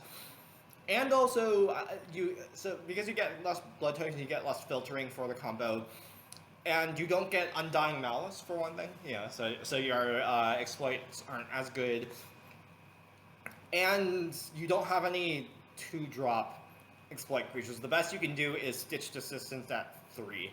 So yeah, I'm not sure whether this will work. This would work out, but I think this is this is relatedly another way to build blue-red as a more like try to be a exploit deck kind of thing. Yeah. Okay. I'm just sitting here. So for me, this is also the first time that I hear Jason talk about this, and I'll see. Let's say I'm not immediately convinced. I think I'm convinced to the black-red version. I'm not yet convinced to the blue. Yeah, I'm certainly less convinced by the blue-red version too, but I do think that like exploit is very powerful. All the exploit cards look pretty good, and red does like Voldaren Epic here, and also to some extent Blood Petal Celebrant in red, the 2/1 first strike that dies into a blood token. Both of those seem like pretty good sack fodder for exploit. So plus like Bloody Betrayal obviously being sack fodder for exploit. So I think there might be something there. I think it's worth exploring. Not sure whether it'll pan out. Yeah, it might be worth. So We got it. the only thing, like what I liked about the active treason in AFR is that we had several ways to basically sack without a mana requirement, right? We had the 2 mana that sacked. And here with the exploit creatures, you always need to have these card combo not only in hand but also the mana to pay it, right? So, and as you mentioned, the cheapest exploit creature is. So that means it's a 5 mana combo at the least. It might change how you rummage with blood, basically.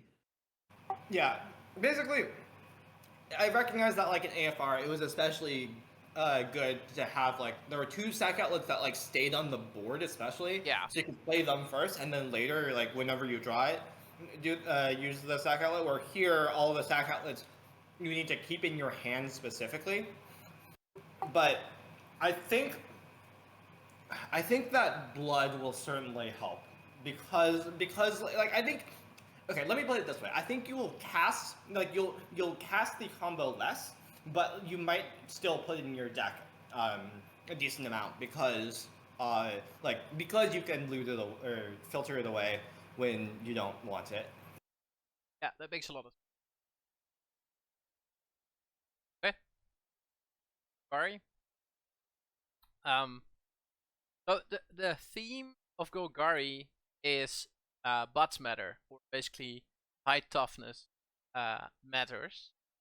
And there are several cards that fit this theme, but most of them are pretty mediocre on their own, right? So you have to get the right piece, and then some broken things might happen, right? So you might suddenly have 5 mana, 13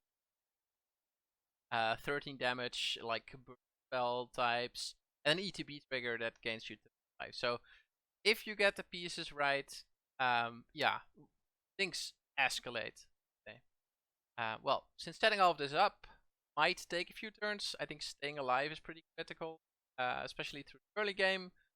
Big buts help with that, but also vision of removal to get rid of invasive creatures. There are some unblockable creatures in this set that might be a real menace for this archetype. And also I think flyers are typically type archetype, so I like that there's this mana fire it is with reach in the deck like this, because it basically prevents you from getting clocked in the air. Just to clarify, the 3 mana 1/4 training reach. Training reach, yes, that's the one. So if this Butts archetype does not come together, I think black green lends itself perfectly for splashing. What we saw with the deck, and just playing good cards overall. I think black and green are course with other cards. Evolving Wilds is back. A must stay if you ask me. There are several very playable artifacts. There's Voting Statue, Heirloom. Them are base flash. And there's other stuff like Nature Base, Taxidermy, and also the 2/3 that so if we're so focusing in on this big toughness archetype, there are some clear enablers. I think like Wolf is great because clearly there's the 1/13 for 5 mana, enters the battlefield tapped. There's cast. Just throughout the set there are quite a lot of have a larger toughness than power. Then there are the payoffs of Ancient Lumberknot, just great in combination with all high toughness cards. Catapult Fodder, nice gimmicky card. I think a 1/5 for 3. Great. The backside is a 2/6, which is also then imagining throwing creatures at your enemy's face. Quite nice. Geralf is a nice card that you might splash in this archetype. It's not a great rare. I think blue decks will still pick it up, but get it then deck as well. I think Flourishing Hunter, that's the one where you gain life equal to toughness. Part in. Fortunately, it's a 6/6 itself. Higher. Oh no. Power. Yeah, unfortunate. Could have been a 6/7 and amazing. I think as a 6/7 it would be a bit too good. Makes sense. I think you pasted your blue-green deck here. Oh, that's what happened. No Okay, worries. I was wondering where my blue-green deck went, and it went to the butts. I'll bring up this anyway. So as Sierkovitz did in the blue deck, I'm highlighting the ability to splash here with both Geralf and Child of the Pack. I have the Sporeback Wolves, the Taxidermy Splash. I think that Butler is pretty great in this deck. Not only 1/2. Just because it has butt in the name. Yes, mainly. But it also is a 1/2, so it has a higher toughness than power. And it's also just a value creature that helps you to stay alive in the early game. Similar, just first price of 1. That's just goal is to stay alive. But by the way, this is like one good thing about this ancient lumber knot, that it doesn't ruin your creatures that have more power than toughness. Yes. Like yes. High Alert did. It was so annoying with High Alert that your 2/1s became 1/1s or something. Yeah, fully. And here you just don't have to go all in. You just like whatever. If they have a larger butt, fine. If they have a bigger front, also fine. Yeah, that said, I think most of the creatures deck do have or at least in black green do have a larger butt, like stuff. Also, naturally, prevent the sharpshooter. Guess is the one. There are quite a lot of metric. Yeah, the hunters, Galaxy, some remove sideboard. Dormant Grove is pretty nice. Counter on target creature. Press toughness 6 or greater, which is rather quick deck. Vigilance. And yeah. I included Sorin because it creates these, which well. Toughness than power. You see the Sounds like you synergies. just wanted to include a bomb. that too. But I wanted a bomb that fits the archetype, and I think Bryn is a nice one. Yeah. You Pretty already st- put Geralt in there. Geralt fits the archetype. Yeah, that's that Yeah, pretty a straightforward. rare land because why not? Yes, just to highlight them, I think the rare lands are great. Oh yeah, I think that they're pretty good. It's just like a lottery if you get them because Yes, it is. But if you're in the right seat, if it's open, you get them. Hope. that's Okay, cool. That's black green. You guys want to add? I want to just state that I'm moderately high on it. I think that it might come working together. I'm Farm. skeptical of the prospects of playing a tapped 113 to enable your stuff, but like. Okay, yeah, I'm skeptical of that one. I don't think even I don't think I even put it in my version, but But that's honestly the only card that is like rubbish by itself, right? Most of the other Yeah. cards that enable archetype are just playable. So indeed, if you skip on the 113 and don't fall in, I mean the 113 is the thing that make magic happens, basically, right? I think the archetype functions without the one. oh yeah, and I think yeah, like I said, I think I built mine without having it at all. Yeah, and I think that'll work. But and good part is that I'm pretty sure you're going to be having access to it at all times. Yes, I assume this is wheel material. Yeah. So so you know. So if you want Also, to, I mean, I okay. want to see someone foul playing it in the double feature. Savage. Okay, let's move on to Orzhov. Oh oh dear. Oh dear, Oh dear. That's me again. that is you. As a foremost expert in Orzhov, as it's the most Slavic of the archetypes, I think, by name. So yeah, black white is about life gain. Payoffs are rare, but if you're able to get those, enablers are plentiful. I think that there are some good payoffs in there that maybe are not necessarily on rare. I think I'm looking especially at the 2/3 flying creature that gives you +1 life every time you gain life, and they stack and they are common. I think that can create some kind of unwinnable situations when you have a couple of those. You just like are not going to lose. If not life gain, then it becomes more of a curve out deck that can leverage pockets of synergies like enchantment or exploit. And I think that this is a very valid point. There's also some blood synergies in there hidden. So you can have like bits and bobs from every single other archetype, maybe except for self-mill. So I think that this is going to be in a way similar to Midnight Hunt when it becomes a sort of grind fest archetype that can switch from aggressive to defensive. That can have multiple smaller pockets of synergy, as I mentioned. So yeah, again, it looks like a solid mid-range archetype that when you get the right card becomes busted, or like when you get Edgar or something.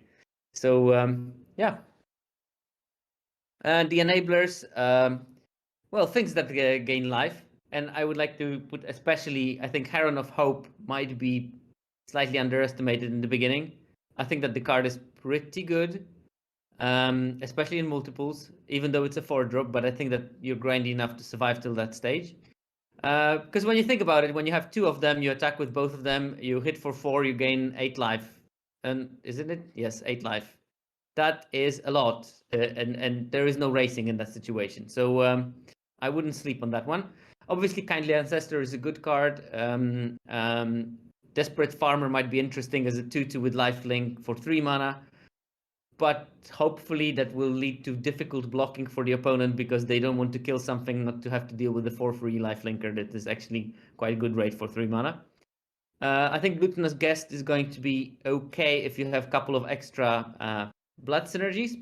Not necessarily. I mean, it's also a good blocker that will let you to go to the mid stage where you want to be. I'm really the 3 cards that are shown here. I didn't select them, but 4 cards in the lower row. All of them, I think, that are really potentially very strong. Restless Bloodseeker is pretty good for the late game. because it flips when you sacrifice 2 blood tokens into a 3/3 that can, for 5 mana, drain for 2, which is great for this archetype. And you will get enough blood to transform it if you gain some life. So basically,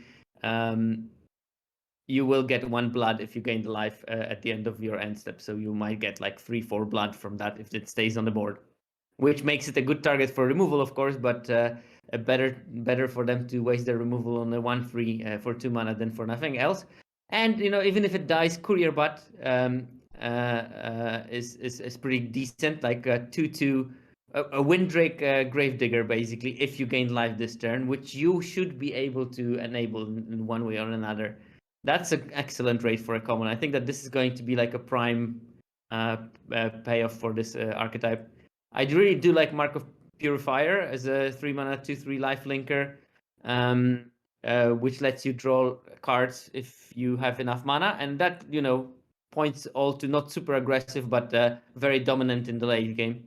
And the last one, the card that somehow reminds me of Gary Oldman whenever I look at it. I really love this one because if this one flips into a 3/5 for 2 mana, you're so much ahead. And it flips relatively easy if you need to only gain 3 life. Like imagine that's 1 attack with Heron of Hope, giving it lifelink, and you flip it. Yeah, but they did conveniently make Desperate Farmer, Kindly Ancestor, and Mark of Purifier have 2 power. Yeah, they did, but I think that you will be able to get this 3 life. I think so too. You need to flip Desperate Farmer first, then you flip. Oh yeah, then you're in the big leagues. Then you're in business. Bystanders. I can see that cascade happening. Kindly Ancestor attacking suicidally, getting blocked, flipping Desperate Farmer, who flips Panicked Bystander. Then you play Courier Butt, bring back the whole team. Oh, if your Kindly Ancestor attacks and dies, then it'll flip Bystander.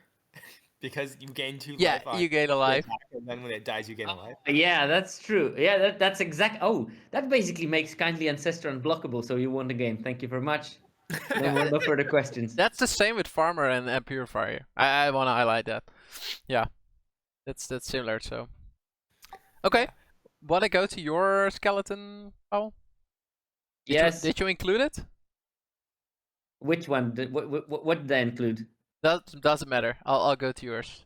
It was mine. Yeah, it was mine. But let's go to the sealed deck. Easier text, anyway. Straight away. Yeah. Ah yes, Traveling Minister. Yes. Yeah, Traveling Minister. I'm pretty high on that card. I think that it will Not be one, very good. but 2. Yeah, 2 of them. I think that they're essential for this deck because they let you attack so much more efficiently. Because as you said, they made all those Kindly Ancestors and all the other rubbish very usefully 2-powered. I think making them 3-powered is so much better, and sacrificing the 1-drop, that's fine. You gain 1 life for just activating it, so you have the Panic Bystander flipping at will, basically, if they don't manage to kill it. And if you have Restless Bloodseeker, you will always be able to gain that 1 life to get the blood counter. So yeah, I think that the card is good and is going to be way better, and is going to be something that I'm going to be drafting like a lot. Yeah, they made Ill-Gotten Inheritance 1 mana. Yeah, exactly. That's the thing. That's and there is no Neonate Rush, so who cares if that's a 1/1 for 1 mana? They need to waste a real spell for it. There's the deal 1 to each creature and each opponent. No one's gonna play it. And if they play it, I win. Yeah, That's I my think strategy. I think so too, honestly. But I'm not sold. But it is gain a life each turn. And plus think 1, it basically gives its power to another creature. That's fine. Yeah. It can give it to itself even if you just want to gain 1 life. I do think that if this was instant speed, or if it said Oh god, that would be plus busted. 1, yeah, that would be way too. That would be just broken if it was just a tap. They couldn't have done it. It's I think it's good as it is. Yeah. Interesting. Well, we'll. And I mean, like just being able to tap itself and gain 1 life, play Courier Bot. That's just so good. Yeah, that's true. Are you do you want to highlight anything else here? Nope. Most of the cards were on the previous slide, right? Yeah, exactly. I mean, it's as if. I mean, I put Voice of the Blessed. Yeah, it's good. Yay. Yeah, it is good. But it's much better with Traveling Ministers because they give you those individual life gain triggers, so you can very quickly make it into a flyer. Do you think you'll need to get to those 10 counters? So that's indestructible. I don't think an 11/11 is enough. You need 12/12 indestructible. Yeah, I just put something to make it butt bigger and play the 1/4 from the green black. Okay. But yeah, so Dimir is all about exploits. You have a lot of cards that say exploit, and you have a lot of cards that can serve as fodder, and you want to put those together and get lots of value. It's like really a value deck. Like some of, like basically all the things that say exploit seem like pretty good to me, and they all give you value in some form, like making your opponent sack a creature, buying back an instant sorcery, or like drawing a card, things like that. Basically, you're turning your your fodder that like doesn't quite cost a card to sacrifice into like real cards. So for this purpose, Lantern Bear is just generically good, but is also especially good here because you can get it a few points early and then sacrifice it to an exploit card, and then bring it back to close out the game. And also there's Wretched Throng that you can use, and Doom Dissenter as well. Both of those basically give you multiple bodies. Persistent Specimen exists, but I don't really love it. The 1/1 just doesn't feel impactful enough, and 3 mana is a lot more than 2 that we've seen on Reassembling Skeleton or whatever. But yeah. It does make, if you pay 3 extra for any exploit creature, you get the exploit trigger, basically, is what it does, right? That's true, but I don't really want to pay. I think I would rather have a Lantern Pair. I don't think there's enough. You're not going to be there's nothing that's there's no activated ability that sacrifices a creature, right? So it's just whatever exploit cards you draw, and that's not enough to I don't think that's enough to justify a Specimen. Things like Coil Bug, part of the reason why Coil Bug was great in Ikoria was because of Bushmeat Poachers, and that provides you a consistent engine, whereas exploit cards there's not that many of them, and they're all one-time effects. So it's going to be great when you do have multiple of them, but you're going to run out eventually, right? Yeah, makes sense. I kind of like the card, but I mean, thank God we don't have a repeatable sacrifice outlet here. Yes. Not a fan of Steel and Sack. I mean, I play it. I'm pretty good in playing it. I have good results, but it's just leads to certain boring drafts and boring play patterns. Yeah, I think we've had our fill of AFR. But Oh anyways, yeah, well, I think I got my share. Yeah. Another thing I wanted to mention on the previous slide. There's a chill from the grave. Chill of the grave. chill off. Yeah. Zombies Neonate Rush. But I think it's gonna be quite good in blue black. You have a lot of zombies. I think basically all the exploit stuff are zombies. I think maybe, and it's a good tempo play. As at 3 mana, it's slightly below par, but at 2 mana, it's just a really good effect. I think. Yeah. You think that it's going to be fast enough the deck to actually use the Chill of the Grave efficiently, or is it just to survive to late game when you're going to play bigger things? I mean, the nice thing about it is it goes both ways, right? You can use it for both. Yeah, 2 mana is not a lot to gain yourself a turn. Yep, or sometimes 2 turns. But yeah. So next slide is just like I said, a bunch of exploit stuff, a bunch of things that pay you off for that fuel your exploit. Skull Scob is kind of special in that it does both, but you don't actually often exploit that much when you cast Skull Scob, because you probably cast it on turn 2, but later you can use it to upgrade your Doom Dissenter or Throng or Biolumag or whatever. But yeah.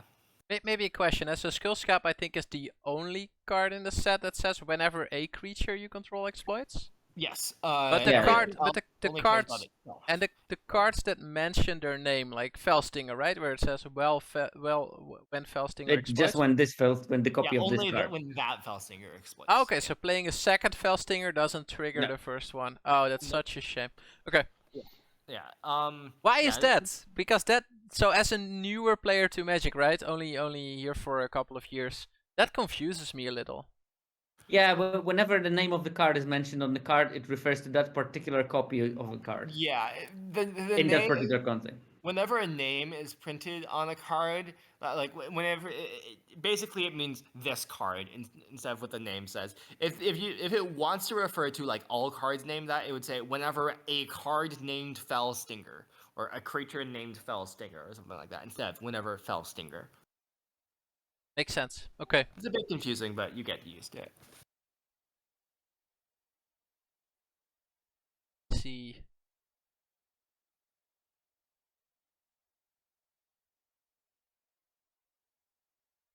You had 2 blue-black builds, right? No, I only had one, I think. Ah, okay. Oh, one thing I forgot to update this build with, there should definitely be 2 Undying Malices, maybe even 3. I think Undying Malice is just really strong in Exploit. Yeah, I'm not sure, like, I'm not sure how many exactly you want, but I think it's, like, a very strong effect, and like I was saying before when we were talking about Black Yeah. Red, I believe, like, it basically reads, like, put a +1/+1 counter on target exploit creature that entered the battlefield this turn and trigger its effect for free, right? Because you sacrifice itself to pay for its first effect that comes in, and then like the second effect is what you would have gotten. And like a lot of the effects get better when doubled. Like each opponent sacrifices the creature is like making them sack 2 creatures is more than twice as good as them sacking 1, or like the Gruul, Mind Leech Gruul, making them sack 2, making them exile 2 cards is better than making them exile 1. Or Diver's Cap just made turning into plow under. That's basically sick. I mean, plow under only hits creatures, but yeah. Yeah. Yeah. Yeah, and also, I mean, if you have a Skull Scab, that's like so much better. I mean, I think if I had a couple of Skull Scabs in my deck, I would not like I would play any number of Undying Malice copies. Yeah, I think people didn't realize how good Feign Death was in AFR. It was very. Oh, I did it regularly with my. Population. I don't expect Undying Malice to be like taken highly at all. Like I think it'll be in the bottom half of Black Commons by average last seen at. And maybe even average taken at, but I currently think that it's in the top 3 Black Commons. Ooh. For me, I think that it just looks it feels like there's a lot of like ETB value in this set that you can exploit, if you know what I mean, with Undying Malice. I think that's the second time that pun's been made. Yeah, I like it better. And where we have unlimited amount. Yeah, no, but I think I think that Feign Death was something that came to me in AFR quite late. But once I got on the train, that card was such a beating most of the times, because you can just like, how many times they played on the Earth Cult Elemental, and then yeah. Yeah, and if you go back to the slides, there's an important combo. Oh, another thing about this, like I think it should have a second repository scab, but not that important. But there is a combo. So if you go back to the slides, I have it pictured a bit.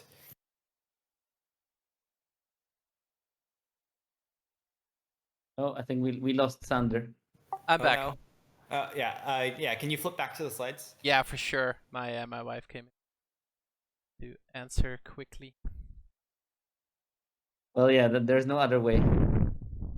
Yeah. So this is a thing that I saw while like just like talking on Discord about Crimson Vow, but basically the idea is if you have Undying Malice and Repository Scab, you can basically pay black, just repeatedly pay a black mana to get like a death trigger, like an exploit trigger, and an enters the battlefield trigger for a Scab, right? So the idea is you play Repository Scab, its exploit trigger goes on the stack. In response to that, you cast Undying Malice. Right. So now you've spent a black mana, and you started with Malice in your hand, Scab entering the battlefield. You spend a black mana, then you let the exploit trigger resolve. And now you'll have two triggers. There'll be the trigger of like when this exploits, return target instant or sorcery back to your hand, and the trigger of when this dies, return it to the battlefield. You want to make it so that it returns the instant or sorcery first to bring back Malice to your hand. Then it returns itself to the battlefield with a counter, and then you're back into the same position where you have Malice in hand, Scab entering the battlefield.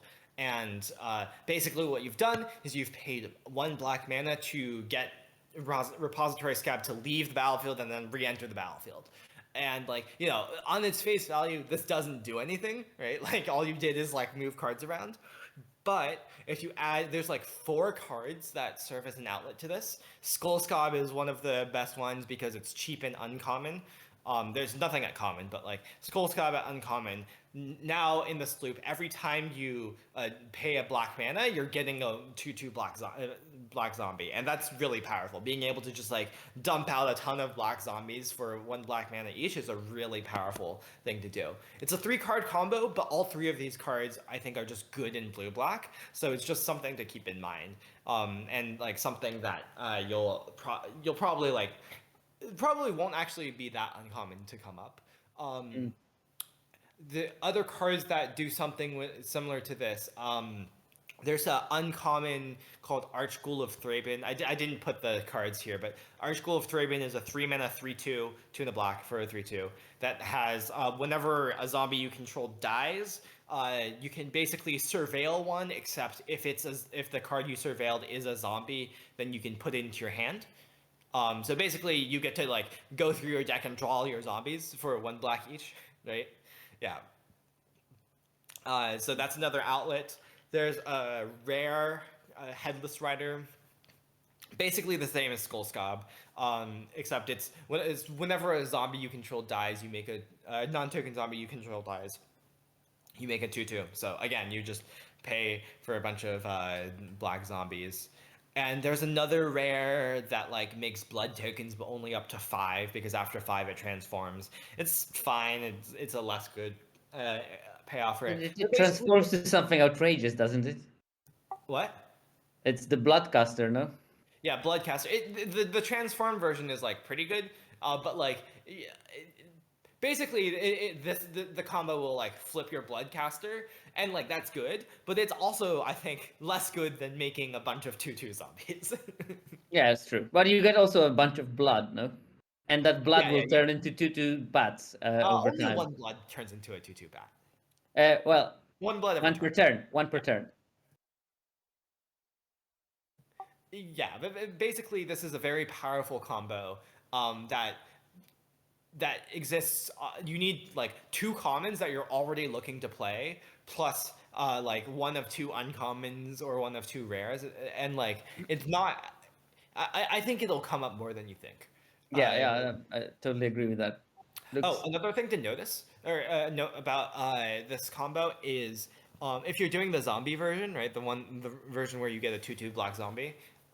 At the end, you can instead, like after you run out of mana, instead of sacrifice, you can have your last exploit trigger sacrifice a zombie token, and that'll leave you with the Malice still in hand and the Scab on the battlefield. So then, like the next time, you know, if now your opponent like can't ever go like remove Scab when you have Malice, like when you have mana for Malice. Otherwise, you just do the thing again, or like they can't really afford to trade with it either. Like hopefully you've already won the game by then, but like basically you can like continue like the combo on later turns if you don't have that much block. Always nice to have a 3/3 unblockable creature. 4/4, it has a counter. Oh yeah, 4/4, yeah, of course. Nice. Yeah, cool. I like this.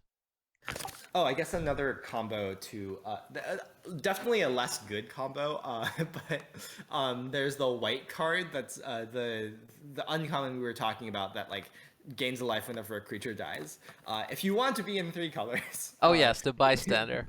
It's bad because, like, you know, it's both 3 colors and you only gain a life each time, which is not really what you really like a broken effect or anything. But You can also go Grixis version with the thing that pings for every time you cast a spell. oh yeah, that's another thing. Yeah, that actually might be a better that's a reasonable outlet actually, because It's just you might not have enough black mana if you play 3 colors. That's the problem I see there. yeah, I could see you the problem is you might not want to splash the red card that pings. I could see you splashing the active trees in a blue-black exploit deck. Okay, yeah, that's true. That's like one thing I've thought of, but I don't know whether it's worth it to splash the. I think I'll leave that one for late format. Yeah, but yeah, certainly I think blue black is a strong deck, and the fact that it just has this combo in it with like good cards just makes it better. Okay, cool. I like those tidbits of things that are not obvious at first. Thanks for that one, Jason. Moving to Selesnya. So green-white is basically about 3 things in this format, I would say. Humans, training, and +1/+1 counters. And basically, they close to completely overlap. So if you're doing one of the 3, then you're probably doing all of the 3 in some shape or form. Creatures with training typically have low power because, well, you're going to grow them. So base stats, most training creatures are a bit understated. And they require creatures with higher power to attack.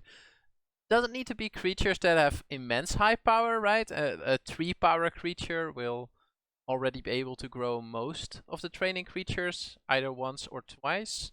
But yeah, of course, if you get like a 4/4 or a 5 or 6 power creature on the board and you're really doing it, then you're able to grow them out of proportion in a couple of attacks. But I think most of the time your opponent will be dead by then. But all of that means that your deck requires a healthy mix of both training creatures and creatures without training, but enough. Well, not necessarily without training, but at least creatures with enough power to train the trainer creatures, let's say. You know what is good in increasing power of creatures before they attack? Give it to me. Traveling Minister. That is true. I honestly think Minister will be important in green-white because like there aren't that many 3 power 2-drops to get your to get training on your 2/1 Pegasus. No, there's one. It's on the next slide. Can you imagine like having 2 Pegasi and one is training the other and then the other is training the first one and they just swap because you pumped them with the Minister? Yeah, that's pretty good. Okay, so Minister probably good in green-white as well. Yeah, you hear it here first, folks. Yep. Since you are incentivized to attack and your opponent is incentivized to block, I think that not only to remove your enablers but also to kill your creatures before they grow out of hand. I think Combat Tricks will likely perform very well in this archetype, and they will mostly act as your removal spells. So I would say you need less removal spells and more Combat Tricks in your non-creature spell slots, let's say. Well, Donar Disciple, immediately one of the key 2-drops, I think, for this deck, because it's most of the cards you're playing are humans, as you can see on this slide. Every one of them is human, and I didn't do that on purpose. That means that Donar Disciple will be a 3/3 on your turn most of the time. So May phase 1 you cast a human, it enters the battlefield, and then in attack it has 3 power. So then it's able to train stuff like Griffwing Cavalry, Parish Blade Trainee, Griff Rider, Apprentice Sharpshooter, basically all the training cards listed here. In the 4-drop slot there are a couple of 4 power creatures, the earlier discussed 4/2 that you can give indestructible, but I honestly like Hookhand Mariner better in green-white. It's a 4/4 and it can be a 6/4 by night. So the 6 power of obviously probably the biggest power thing you're going to have in your deck. Ollenbrock Escort I really like because I think if you're succeeding and you're creating large training creatures, then I think there's a reason for you to try and keep them alive. And Ollenbrock Escort is a nice onboard way to do that. Also, the extra lifelink tagged on there might allow you to win races. So yeah, like that in common, I would say. It's vigilance. Oh, the lifelink for the when you sacrifice it. Yeah, the escort when you sacrifice it. Nice on a big creature. Quickly diving into the. Oh, I see. I didn't include mine, but I'll click on yours. I think that I'm the only one that included the actual build. So I did build it, but apparently okay. I didn't put it here. But it doesn't matter. We'll have a look at yours. Do you want to take us through? Yeah, sure. I mean, okay. So first thing, I didn't put the 2/2 human that grows when you play a human, but probably I should have actually. Maybe that was a mistake. I did put the Drogskull infantry with the thought that you can trade it off early and then put it on something and make it bigger, and therefore it becomes. Yeah, for sure. My deck has these as well as Sierkovitz. Yeah, they're great. But yeah, I think that since I put late to rest in the enchantment slot, this is the whenever a human dies, draw a card, and when a creature with a counter dies, you gain 2 life, if I remember correctly. Yep. I can't read it because there is something in front of it on my screen. But basically, with this, you probably wanted to drop the green 2 drops that grow. They get +1/+1 whenever you play a human. So I think that it is the right way to do it because you get the extra value from late to rest. I think that they're slightly interchangeable in the normal situation when you don't have late to rest, and they can both work. Parish Blade Trainee is probably the most important thing because it grows early, and then when it dies, it makes something big that can train other things. And also, I put the Griff Raiders, the 2/1 flyers with training because they can quickly become bigger. I think another useful creature, Apprentice Sharpshooter, I put them because they have training, so they will trigger all the counter synergies. Very easy because it's easy to get a 2-power creature to train them. Rural Recruit. Yeah, I didn't include those. I'm not a fan, but I see you have 2 here. Yeah, it's 2 bodies, a free one that trains other things, and a 1/1 with training. I think it's good enough to be put in this deck. I don't think it's that much of a go white deck though. I think you. Yeah. Well, I mean, it is with the Torrent's Fist of the Angels, which is the rare that I put in. Yes. And also, look, I mean, I'm not sad to lose the 1/1, which will be a 2/2 by the time it attacks, because the late to rest will pay it off basically for me. So yeah, makes sense. I think that they are okay. I mean, I don't think that you will play them in every single version of the deck, but I think that you will play them in most of the versions of the deck. Okay. My reasoning is that in your 4-drop slot, I think you want your 4 power creatures to keep. I think you're happy to bring them up to 3. Yeah. And of course, you forgot the Traveling Minister, which makes everything a 4-power creature.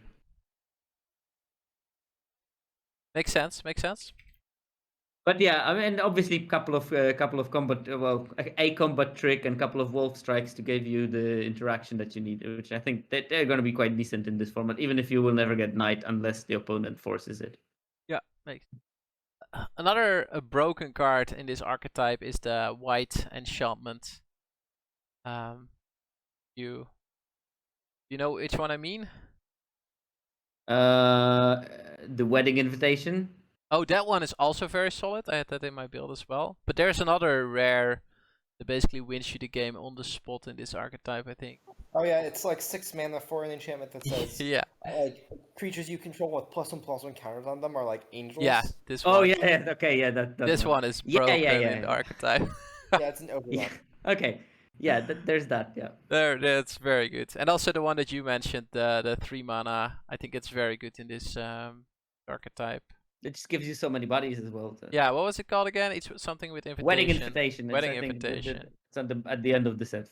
Yeah. I mean, also welcoming vampire is good in that. Like, there's so many rares that are good in this archetype. Yeah, this is really nice. Yeah, welcoming vampire also very good because most of your, especially the training creatures, start with 2 power or less, so they all trigger the welcoming vampire. Yeah, that's insane. Yeah, lots of actually, good rares. might be a card advantage deck basically when you draw the most, because you get the enchantment that whenever your human dies, you draw a card. You have the vampire that draws you cards for 1/1s and 2/2s entering the battlefield. Yeah, and if you don't get those, you play the 3/2 that draws you a card when it dies, stuff like that. There's quite a lot of card draw, I would I'm say. not completely convinced about the enchantment that like draws you cards when your humans die. It feels slow. It is Well, I slow. see I mean, so it's like clunkier and more expensive, but nonetheless a morbid opportunist. Yeah, That it's much harder to kill. Basically, that's how I convinced myself that it would be okay to play it. I'm definitely going to try this out. I think it's very strong in this archetype. It also gains you 2 life. I mean, it even protects you somehow from getting beaten in the air. What's your opponent going to do? Not block? That's not a good plan. No, that doesn't make sense. Blocking is for blockers. That is Yeah, we that can all is agree on that. so true. But yeah, solid archetype. I think this archetype pretty strong. I think the common training creatures are just very good, right? The Griff Rider, the Apprentice Sharpshooters, the Perish Blade trainees. I'm Yeah, expecting good things of those. and the pig farmer. Big yes. And the cloak cadet, I think that we didn't talk about that one, but boy, that one is another card and draw engine that is quite easy to activate on the turn 1. And I think that I'm in for the 5 mana 2/4 that becomes a 3/5 next turn and draws you a card on the first turn that it enters the battlefield. Yep, I like it. This is very strong. Yep, Yeah, agreed. not much more to say. I think that this deck is going to be, if it comes together, and I think might be contested because it looks like something that the arena players are going to be drafting. But if it comes together, I think it's going to be pretty decent. Yeah, I noticed. That must be your version. Oh, this is my version. Yeah, it's very close to yours. Yeah. While we're on the subject of what color pairs might be good, right? Because we covered all 10 archetypes. So before we go to the end credits, let's say, you guys want to do a short top 3 color pairs that you think will shine? I really like blue-black. Yeah, makes sense. and it's not because Blue Black was good in Midnight Hunt, but I think that it is good also here. I do agree with that. I think I'm hopeful for all the Sultai color pairs basically. Although I don't think that the blue-green and the black-green are going to be in there with the black-blue. So I think if I would to be giving if I would be giving top 3, I think I would go blue-black, black-white, and possibly a good version of black-green. Possibly, but I'm not below it that white red or white green is going to be good. I think that these are also very, very likely to be decent. Yeah, for sure. But I know Jason must be high on the black red, I assume. Yeah, I'm currently liking white blue, blue black, and black red. Okay, I even forgot already that there's something as Azorius. So, yeah. I personally have very good hopes for Selesnya and Boros. The aggressive cards. Basically, attack all, play a lot of combat tricks, get there. Feels very good. Are we high on all the combinations basically? Because not really, right? I mean, black white we're not mentioning. So I think I'm okay with black white. I think it can get there. Yeah, I mentioned it in my top 3. Well, what do you think, Jason, about black white? I think it's decent. I think I'll need to see how it plays out. Izzet wasn't mentioned, right? Or was it? I'm low on Izzet. Izzet should just be Grixis. Grixis Steel and Sack, clearly. Grixis Steel With the additional combo with the sacrificing your. you hear it here first, folks. Grixis Steel and Sack. Okay, yeah. So Izzet. What else didn't we mention? Like werewolves. Simic. There's the werewolves. Which I'm not low on. Ooh. I'm not low on werewolves. No, but I'm not as high as Max was. I felt Max was pretty high on it. I don't have it in my top 3. Yeah. No, I think don't have it. In... I think it's like. I It think can it's be the aggro powerful deck. if it works, but it might not work. I don't know. Yeah, so can we agree on one thing? I think that are we agreeing that this is going to be a princely set, and it's going to be very dependent on the bombage that you managed to draft? I disagree. I think Yeah. people. Okay, but okay. I think people complain too much about princely sets. Yeah, Well, I think so too. we didn't have a princely set since I don't know when. What was last? Maybe I think Theros Beyond. Theros was fine. I think people complain too much about Theros. It was princely in comparison to the other sets surrounding it. Let's put it like I don't think it was particularly princely. I was playing happily with commons and uncommons and Yeah, the commons seem powerful this set. Like all the disturb commons look great, all the exploit commons look great. Green has a bunch of powerful things as well. Red is I don't know, probably okay. I don't like No, red that much. I agree with that point, but maybe it's a matter of definition. But I would define a princely set as not the set where commons are bad, or it's more like the set where rares run away with the game very quickly, and there is not so many ways of dealing with them. Yeah, but often those are sets where the games take long enough for the rares to come down, right? And Yeah. I think this set has quite a lot of like early game power, right? So a deck with a good 6-drop rare like Sigarda Summons might not always be able to cast that card, let's say. Not sure. I'm not convinced on the fact that it's princely. There are strong rares, obviously. But I think the definitely, yeah. uncommons, like uncommons like Cadet or yeah, I think they're just good cards. Clarm has a question in chat. I was a little struck by how few exploit things there are in the file. Any concern about just not seeing enough exploits? That probably related to blue black. I kind of share Clarm's concern a little bit. I guess. So let's see. At common, there's one. So there's Mind Leech Ghoul, Stitched Assistant, Repository Scab, and the Gargantuan or whatever. The 5-drop, 3 and a 3 yeah. double So black. there's like 4 at common, and there's like what 3 more. Four uncommon, 4 at uncommon, and 1 at rare. Sorry, how many at common? 4. Okay, 4, 4, 1. I think that's plenty. Oh no, sorry, 4, 3, 2. That's the. Okay. I think that's plenty, honestly. Like, I think 4 commons is enough for something like exploit. Like, it's not that you don't need to have multiple exploit things going on at the same time. You will have roughly 13 exploit cards per pod. Yeah, and like if you on average, yeah. If you get like half of them, that's pretty good. That is true.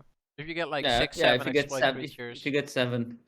But there's going to be some luck in opening. Like if you go early on the exploit and you or just are in the pod that has much less than the average, you might be a bit screwed. Yeah, I think another thing is like, I was looking at the exploit stuff and I was thinking like all of these look good, so people will probably take them. But one of them that looks like less good, so that people probably won't draft. I think what people won't really draft and will be passed pretty often probably is Mind Leech Ghoul. And I think it's like maybe fine in some exploit decks, and also plays really well with the Steel and Stack, which is part of why I like Steel and Stack. Yeah. Yeah, we're going to see it, guys. I mean, the fail state of it being just a vanilla 2/2 is not a terrible thing. Yep. Or just play 2 mana, discard a card because they have last card in their hand, and you're afraid of it, and just do it and whatever. Yeah, I was also thinking like curving turn 1, like in black red, like curving turn 1 Epicure, like the 1/1 that pings for 1 and makes a blood token, into turn 2 Mind Leech Ghoul, stack the Epicure, and like make them exile a card. You like, get 2 damage out of it probably because the Epicure attacks. If you're on the play, the Epicure probably attacks. Like so you get 1 or 2 damage plus like, you like turn that into exiling a card. Plus you get the blood token. I think it's probably decent in black red, like going that curve. So I think it's probably fine. Yeah. Oh yeah, one exploit creature I don't think is playable. The Gruff Reaver. Oh, that's the rare. Yeah, that's the 3/3 that exploits destroys a planeswalker, and is a 2-mana 3/3 that pings you every turn.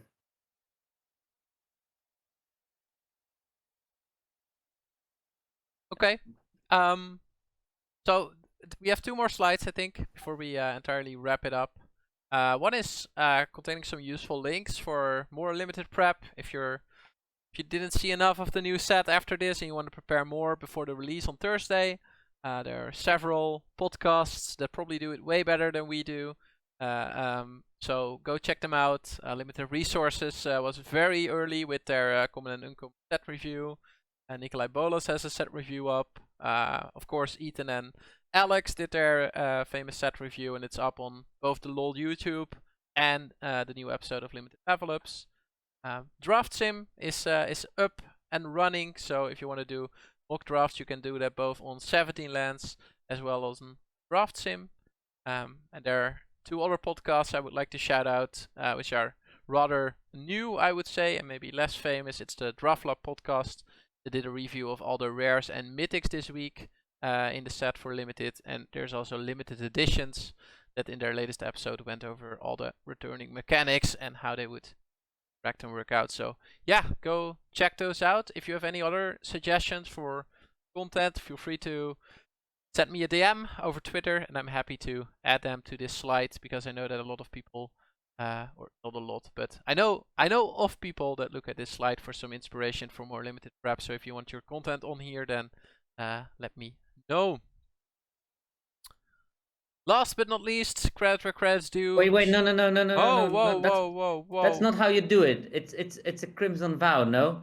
Oh. Then let me know or forever remain silent. That's how you do it in the wedding. Thank you. Forever hold your peace. I'll forever hold your peace.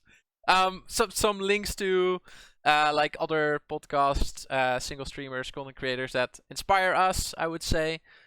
So feel free to check those out. Highly recommend them. Yeah, people on Twitter who are just sharing their opinions on Limited, which is always very interesting to interact with. Pawel, Jason, thanks, peeps. Was good. Thanks for having me. Thanks for hosting it and, well, preparing 99% of the stuff for us. So that's useful. Luckily I was kicked out early out of the Draft Lab tournament, which allowed me to do some extra prep.